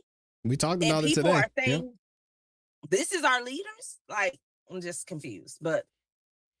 Yeah. And I think there's a big thing to be said about now that Mo Ivory is running for chair, there's going to be an empty seat there. And we didn't get to talk about this last time. There are a couple people who are looking to take that seat. And one specifically we've talked about at length is Miss Willis. And I'd love for you to speak on that, because I think a lot, there hasn't been enough conversation about that, even on this channel, because again, you have someone taking one position, there's usually a position that's left open in their place. And that's going to be important to how Fulton County residents are going to be affected too. Absolutely. And I really don't think that the residents are seeing this. I think that they're taking the, you know, them having lunches with them and having, you know, book signings and having aerobic trainings and games and all this stuff with the elders. I think the elders are taking that and missing the whole picture about what's about to happen, how they're about to lose their homes, how they're about to be, because Mo is talking about raising the millage rate taxes on the property. She was the only one that stood on it and said she would stand by herself, and called the rest of the people MAGAs. You know what I'm saying? Which is make Atlanta great again. How about that? You know what I'm saying? Instead of sitting up here trying to work, okay, That's good. let's go there. Okay. So, you know, and that they're the ones that's about to be affected by this, and they're missing that. They're thinking about the, you know, the redistricting and, you know, you know, they're trying to take our Black vote. No, they're trying to expose the people that have been in leadership for all this time and have not done nothing for you, and you've lost your home on their watch because they promised you all these different things and not fulfilled anything that they have promised you. You know, we got Helen Willis, and I know you had said about her seat, that she's not taking Mo's seat, she's taking Ike Arrington's seat. Right. Marvin Arrington, excuse me, you guys. I have nicknames for everybody, but Marvin Arrington's seat. She's taking his seat. Right. Well, she's not taking his seat, but either they're gonna either, you know, waste the vote on Tiffany or waste the vote on Helen. Either way it goes, the county is going to lose, because we all know where Tiffany is coming from, and we all know where Helen's coming from. Helen has left South Fulton upside down, with zero balance for the next person to take her position, the 3rd district, District 3. She left them with zero balance almost, allegedly. It's not even 2 months, or don't even mark me on that, because I'm not directly certain of how many months, but I know it's not enough to make it through the year of money to spend because of all of the mismanaging money that she has spent going into this, coming out of office, moving into the trying to run for Fulton County. And Mike Johnson can give that better, because he's taking that spearhead, which it helps me. Hey, I've been talking about it for the last 3.5 years, about this $5,000 check that we cannot seem to, they want to brush up under the rug. You know, she received the money. Said that they gave her the check for a Thanksgiving giveaway, but she didn't receive the check until December. So we know that that's money that is you know, just up in the air, stolen, fraud, whatever you want to call it. It is one or the other, because of the simple fact of they can't understand what was it used for, really? Because you said turkey giveaway for Thanksgiving, but you didn't get it till December. So, and then who approved it as far as the board of, you know, on the South Fulton side? But then we got Mo Ivory seat that's coming up. And allegedly Mo Ivory was supposed to go back and ask, Commissioner Hall to come back and run for her seat, get her seat back, just so that they can have their votes to get, you know, all this money that is translated through the system. So we got some problems that's about to go on. And then they say that Mo Ivory, and this is alleged, but if it is so, it's a real red flag that her husband is up with these data centers. And we already know, everybody's been talking about the data centers, how the data centers are coming into these communities, and, you know, good, bad, or indifference. That's an issue, because that means that you're going to be moving money in places to make sure that different deals are done, which still hurts our elders. And this is the reason why I feel, this is just my personal opinion, why the mayor is putting up all of these, these apartment complexes and stuff to put our elders in and take their property. Yeah. And again, talking about that leads perfectly into the redistricting situation, which you brought up, because a lot of that, not only does it have an effect on the voting, but it has an effect on the people and the potential ones that would be voted into certain positions. So can you talk about that a little more and explain how impactful the redistricting is specifically in Fulton County and the Atlanta area? Absolutely. So and this is just my opinion of what I feel is what was happening and what they don't want to see happening with the redistricting. I don't know how and why the Republicans, well, I call them the Repups because they're puppets, the ones that are not strong enough to you know, go up against these demon rats, because and for some people demons are scary to them, you know, and this is just what it looks like with the the demon rat party and the Repups, because that's what we have in office right now. We don't have Republicans and Democrats, because those, from what they believe, is two strong entities that are supposed to stand strong and stand on beliefs. We have Repups and demon rats that are now fighting in the middle at the Capitol about, you know, who's going to redistrict the area and take over. And really, at the end of the day, the redistricting is to help the citizens be able to pick who is going to be best for their community to serve and protect them. And the Republican, the Democrats are feeling like, oh, they're going to take our jobs, this DEI, you know, they're going to take our position. Well, if you're doing what you're supposed to be doing, it still leaves the people to vote for you if that's who they want to vote for. If they want to, right now, they're giving them no choice but to vote for them. You know what I'm saying? Like right now, when they're saying, hey, this is what you get. I'm going to give you Keisha Lance Bottom and you have nobody else to pick from. Well, the redistricting, if I don't want to pick Keisha Lance Bottom, I don't have to. Right. You're not forcing me to do anything I don't want to do. You know what I'm saying? And it shows you who's doing what. It shows you who's behind the millage rate, the property taxes. It shows you, you know, who's behind the potholes, anything that's not being done, that they keep on wanting to pass the buck to everybody but themselves. You know, right now, I mean, the housing, we see all with housing authority, and I don't mean to jump all over the place, but a lot of times this stuff is being taken, being happening, and they're blaming other people. Thank God that God sent me out to do the work that I am doing, and that is being able to be amongst the homeless and the you know, the unhoused, anybody that is struggling and in need of a blessing, and be able to be a person of their ear to talk to or anything, because this stuff been happening way before Trump came into office. And had people been paying attention, they would know nobody has anything to do with this but your local legislators, you know, your local city officials. They are the ones responsible for this stuff, and they're dropping the ball on it. But now everybody's voice is Trump's. It's Trump's fault.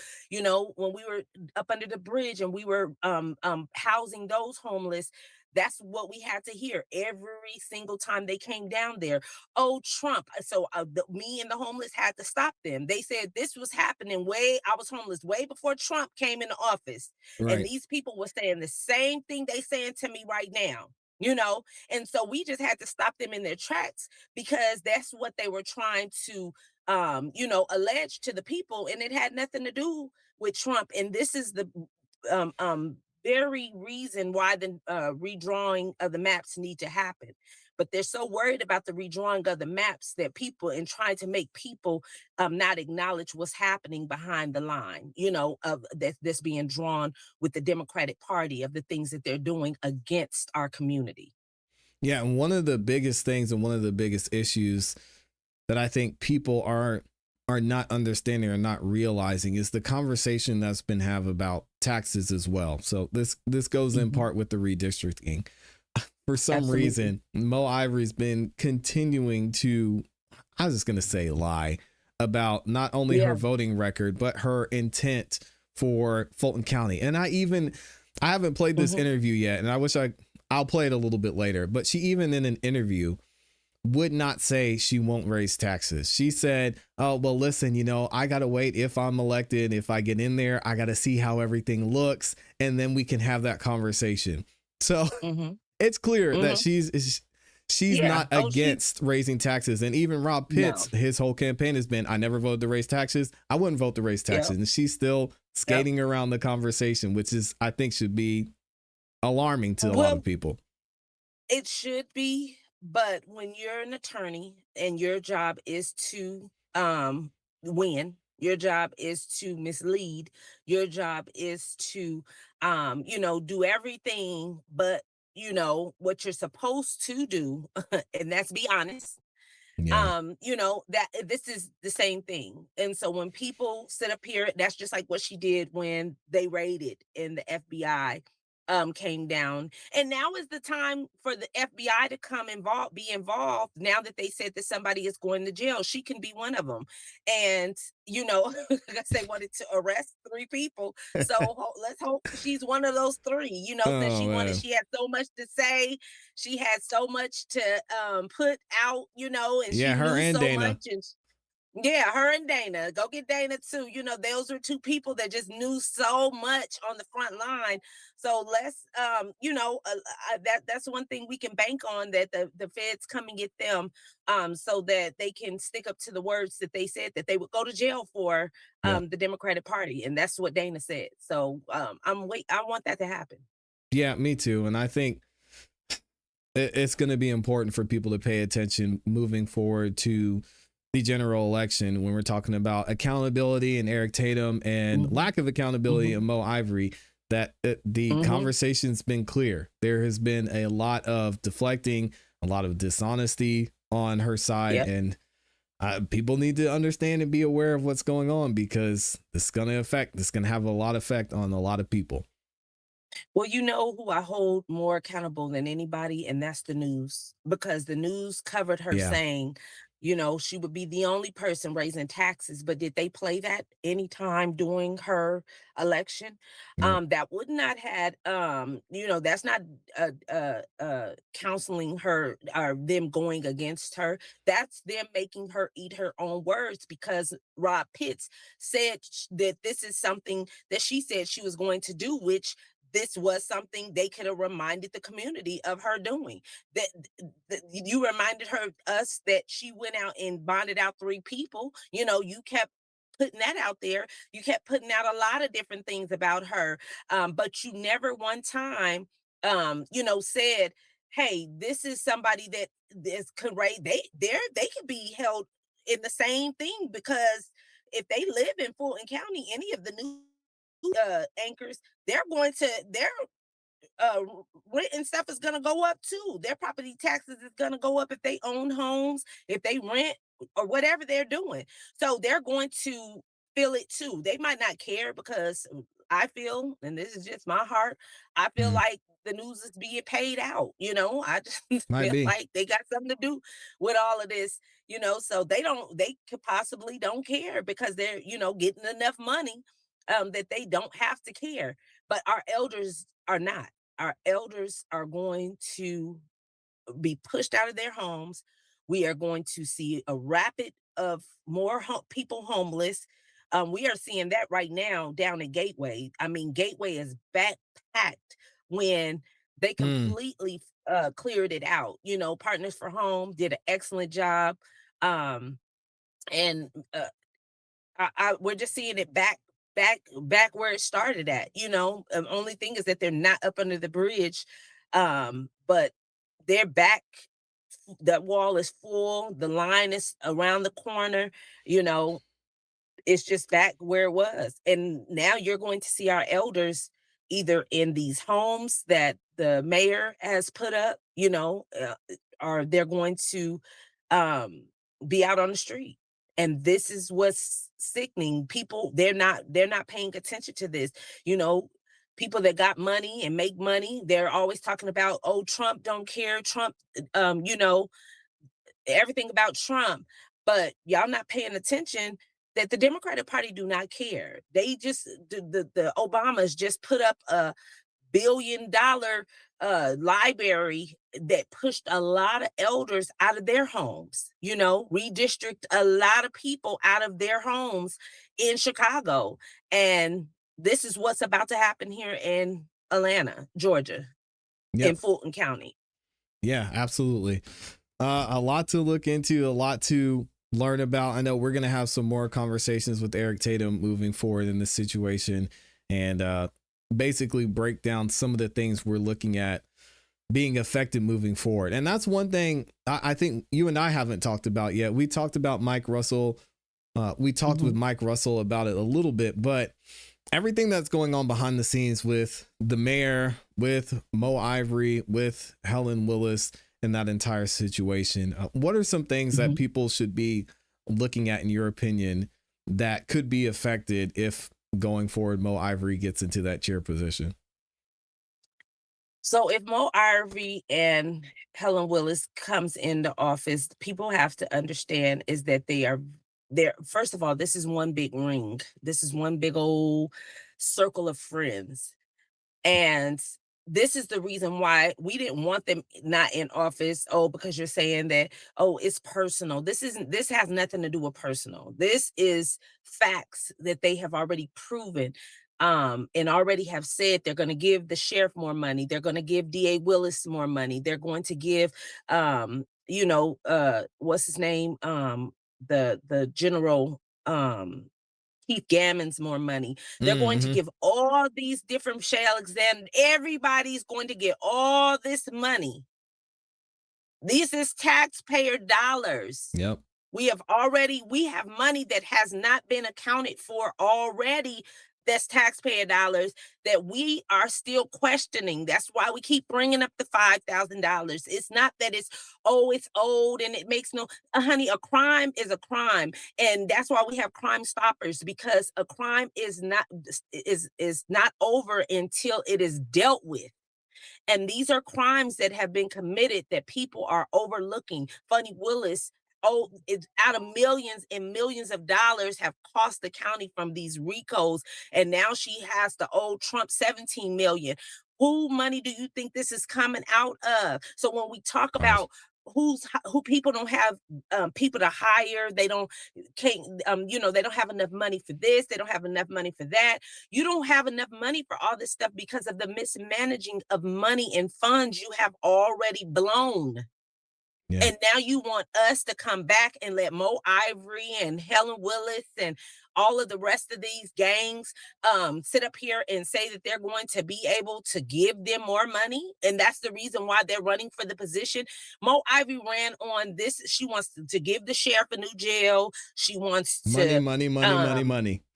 Everything has been money. Every single thing, even from her changing positions to want to take Rob Pitt's place, it's been about money, because every time she was putting in for money, nobody was agreeing to it. So she says, oh, well, I'll just run and be chair and then I'll give everybody the money.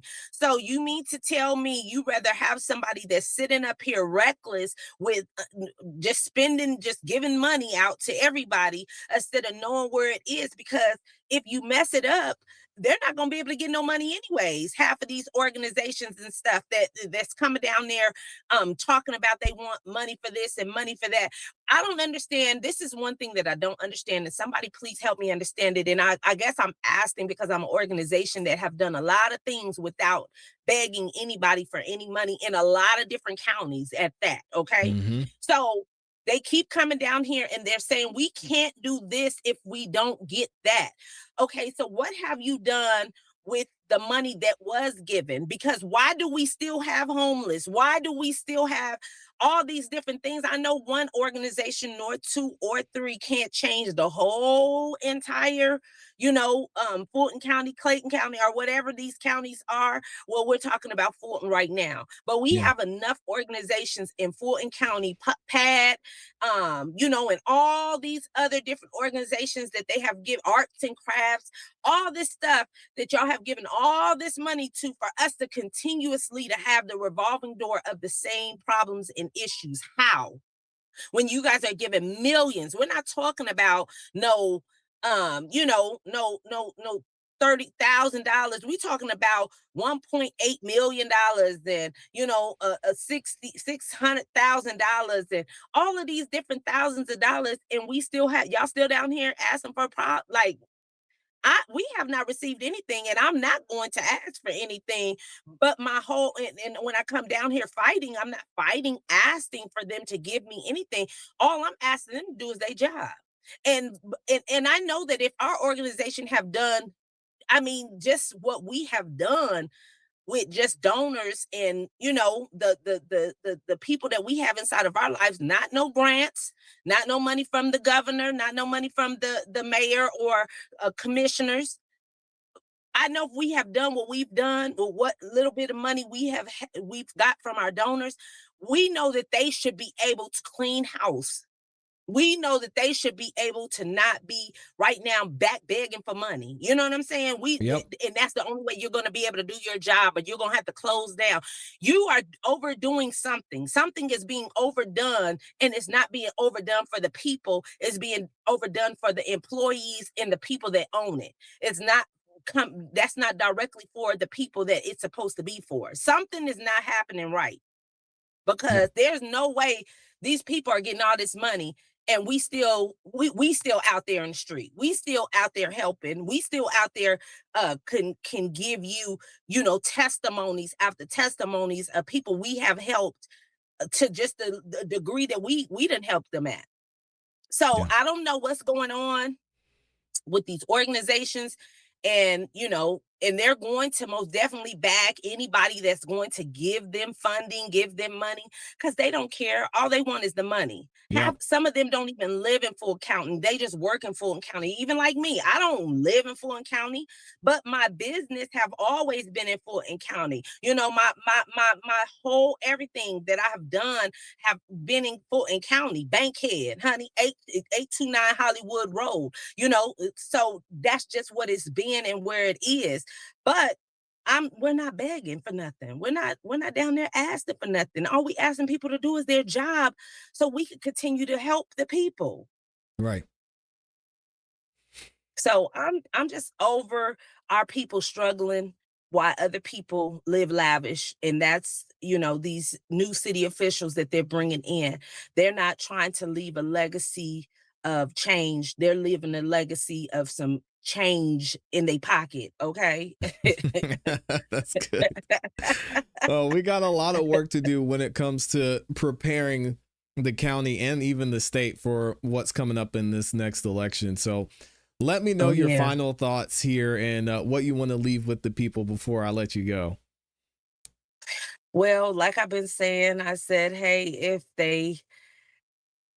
by the time I finish with all this, there's going to be some people that love me for, me sticking to the fight for integrity. And then there's going to be some people that hate me because I am fighting to take out the corruption, so either way it goes, whatever side of the fence this ends on, just know either one of them I'm standing on, because I don't mind. But we're going to fight to the end so that people can line up with integrity and get this thing right, and we're going to take out corruption to the best ability that God has given me the fight to fight for. But I want my elders to know that this fight is for you. And I want you to remain strong and stop allowing them to hijack your vote. And right now, like I said, hey, we know that we're not in agreement with some of this stuff that's going on. I pray, and I said it the last time, that Rob Pitts asked for a recall, Mark Baker, and anybody else that Sojourner, that knows that that race was ridiculously, there's no landslide now. Funny Willis did it before, but we wanted hers to be recalled, because we know that was not. But this is the Democratic Party's trick. This is what they're doing, and this is the reason why the FBI is here. So you guys just continue to pray that the FBI continues to stay on board, stay in Fulton County. And let's make Atlanta great again. Let's MAGA it out. I love it. Yeah, make Atlanta great again. We got to get the t-shirts. That's amazing. Yes, indeed. All right, y'all give it up to LA Pink. Show her some love. Thank you for helping us finish the week out strong and always giving some great insight. Thank you. Y'all go support. We'll get the information in the description and also in the chat for y'all to support LA Pink. God bless y'all, man. And thank you for your time again. Thank you always. You have a great weekend and continue to keep up the great work. Yes, same to you. I appreciate you. Thank you, LA Pink. Oh, I appreciate you too. All right, kingdom blessings. All right, y'all say a big round of applause in the chat for LA Pink. Always giving a great word. And again, this is going to be pivotal. This upcoming general election is going to be huge, guys. Especially not just for Fulton County, not for Atlanta, not for Georgia, but across the nation. There's a lot going on. We've been covering it here. We'll keep you guys up to date. We're gonna have Eric Tatum back on the show because man, we got to get the word out about the work that he's ready and prepared to do for Fulton County. We've got to continue talking about what's going on with this chair situation because it's gonna have a major effect on a lot that goes on here. So thank y'all for the love. We got a couple more topics we got to get into. Shout out to the gang, everybody in here. I appreciate y'all. Question: did anyone die at the jail during the? Oh, hold on a second.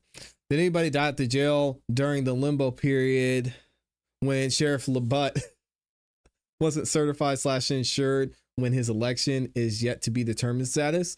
That's a good question. The answer would be yes. Yes, absolutely. I live in Texas, but I enjoy your show. Honest and real. Thank you so much.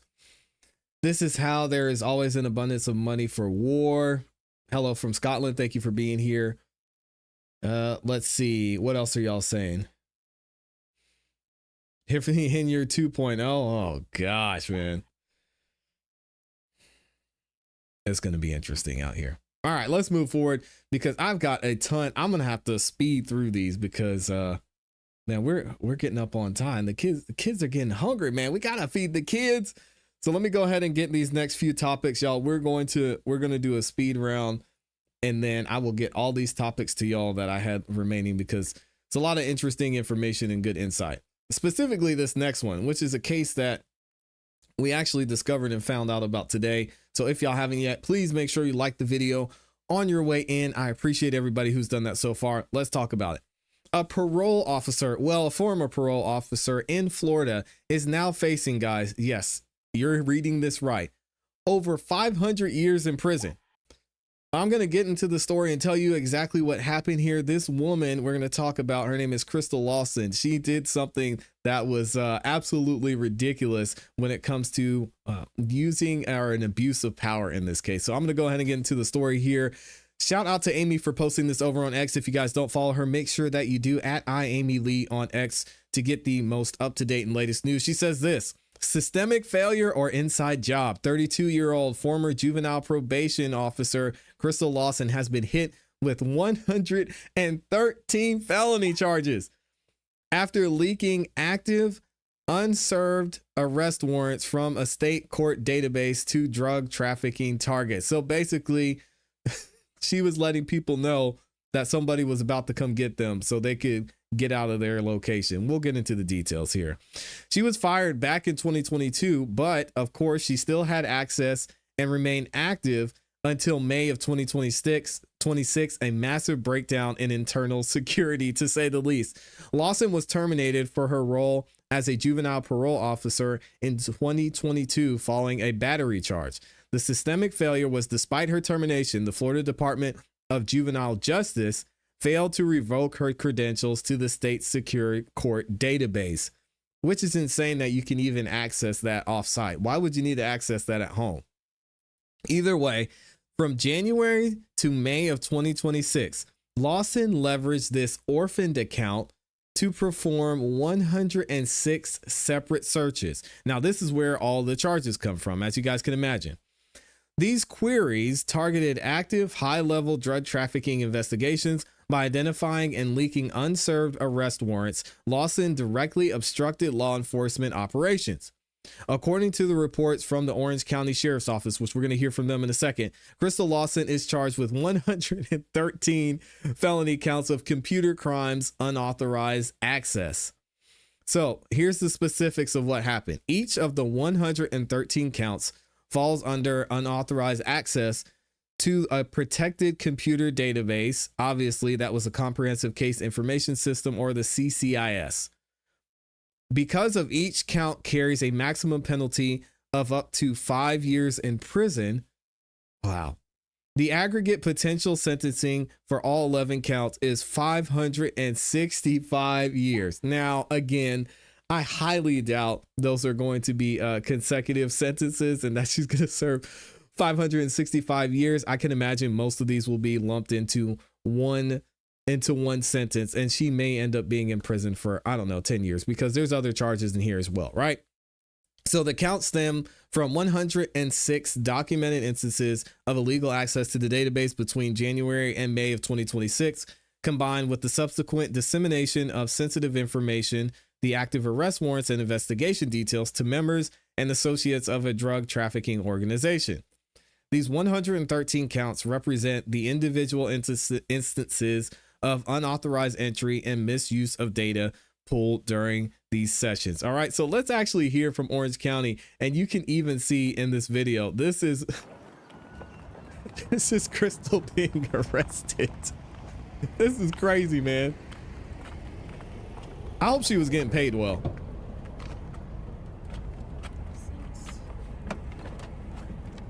Good Lord, have mercy.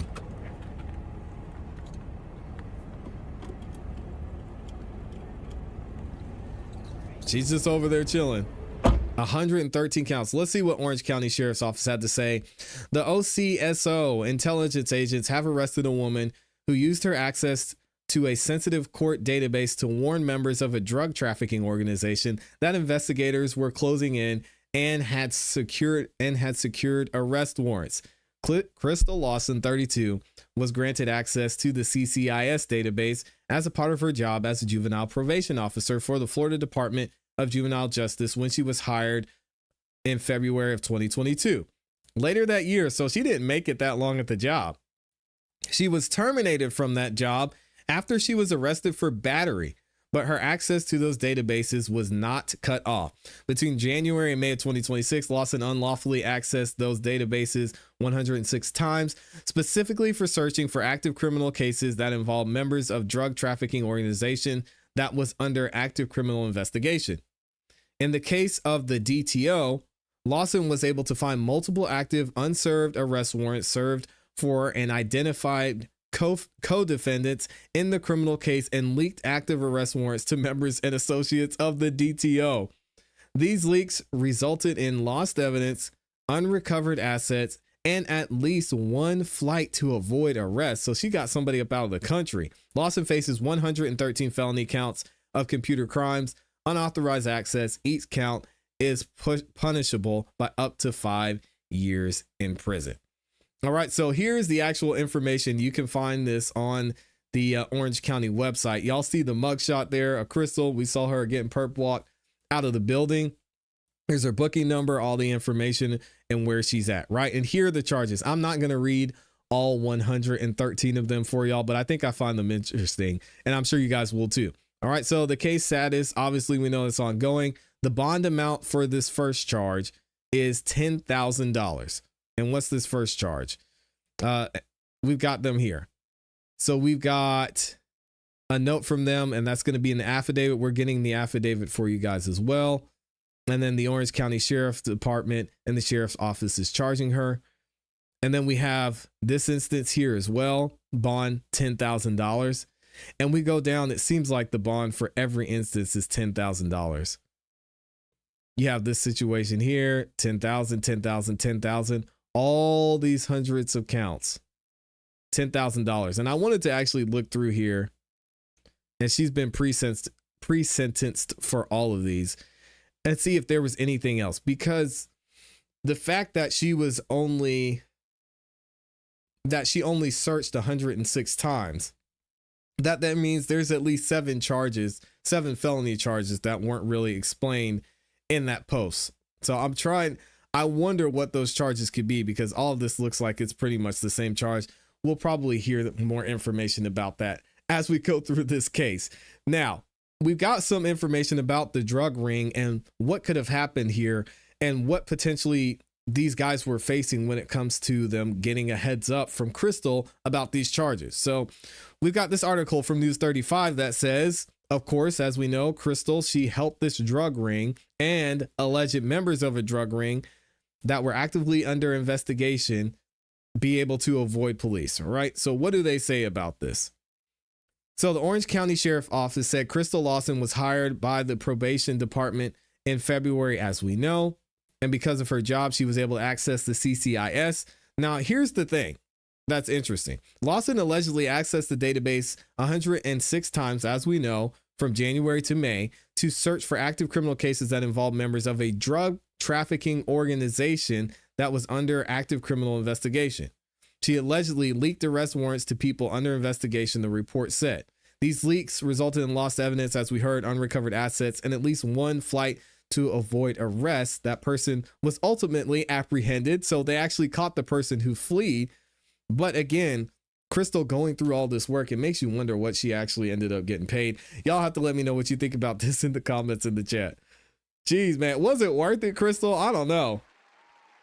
Oh, shout out to my guy. We got a super chat in here I'm going to read, and we'll get right back into it. Anthony Peterson is in the building, dropping the 2-bomb with the super chat. Thank you, my friend. He didn't even have a comment. He's in the chat, always showing love, chopping it up with you guys, giving some great insight as well. Thank you for the support, Anthony. I appreciate it.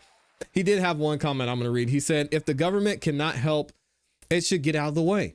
Better than convincing us they have a plan, which means taxing more. It's always a money thing, isn't it? What's up, Mr. Tesla?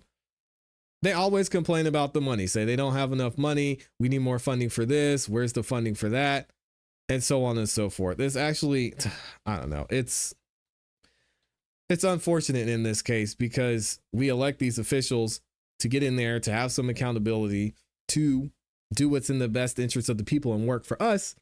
And they end up just asking for more money and using excuses when they don't get the job done. So that's a shame to see that's the case. But we're going to get into this next topic, y'all. Like I said, we got a speed run. We got to get through these so I can go feed the kids. They're about to start banging on the door.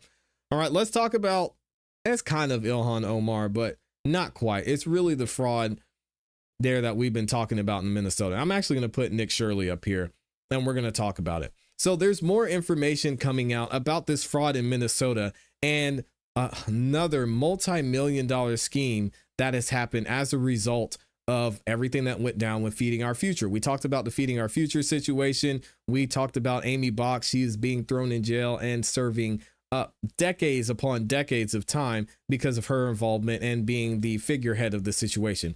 We covered how Ilhan Omar may be involved and connected to that. Even Amy, after she was arrested, is saying that, hey, Tim Walz knew about this. Jacob Fry maybe even knew about this. And definitely Ilhan Omar was involved, connected, and knew about this. But now we got another fraud scheme that's coming out to where millions upon millions of dollars has been taken from the people of Minnesota. Check this out from the news there in Minnesota. Prosecutors now tying Fahima Muhammad to 2 schemes totaling $5 million. Wow.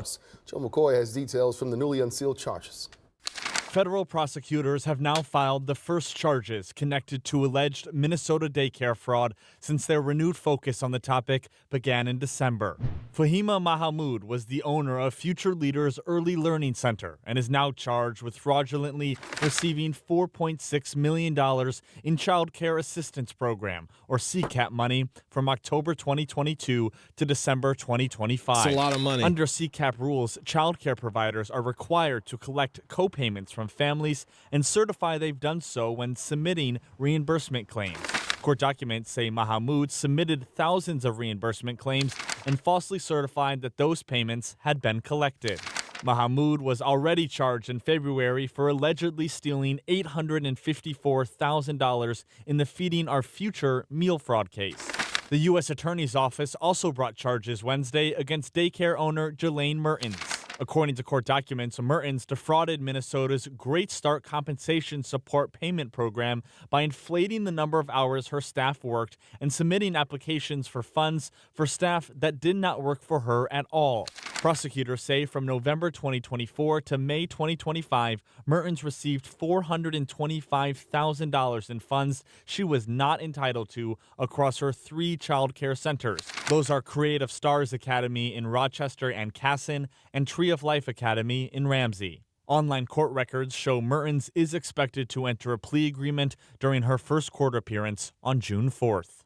Wow. The charges against Mahmoud came through what's called a criminal information, which this indicates that she is already cooperating with the feds and plans to plead guilty. Julie. All right, so let's actually get into some more details about this. Amy broke it down on X. If you guys don't follow her, make sure you do at @IamyLee on X, and she says this. Minnesota daycare owner officially charged with $4.6 million in fraud. The internet went wild in December when independent journalist Nick Shirley dropped a video exposing what looked like an empty, inactive daycare pulling in massive public fraud and massive public funding, Now the government has stepped in with a massive indictment against the fraud. And then they have her name here. I'm not going to try and pronounce. We'll just say Fahima, the owner and CEO of the Future Leaders Early Learning Center in Minneapolis, has been officially hit with federal charges of wire fraud and conspiracy. Here is the investigation and what it uncovered. $4.6 million scheme. The federal prosecutors alleged that between late 2022 and the end of last year, that she submitted over 13,000 fraudulent reimbursement claims to Minnesota's Low-Income Child Care Assistance Program, or CCAP as they call it.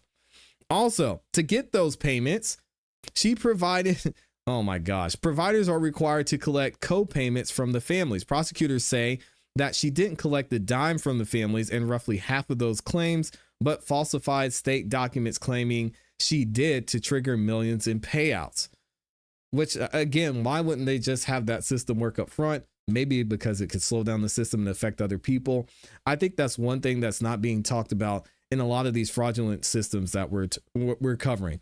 Because now that all this fraud has been shown, the people who actually need the care and the people who are actually receiving the care now, there's going to be a lot more guardrails put in place. It's going to be more difficult to get this kind of help and type of funding because the system was built so poorly.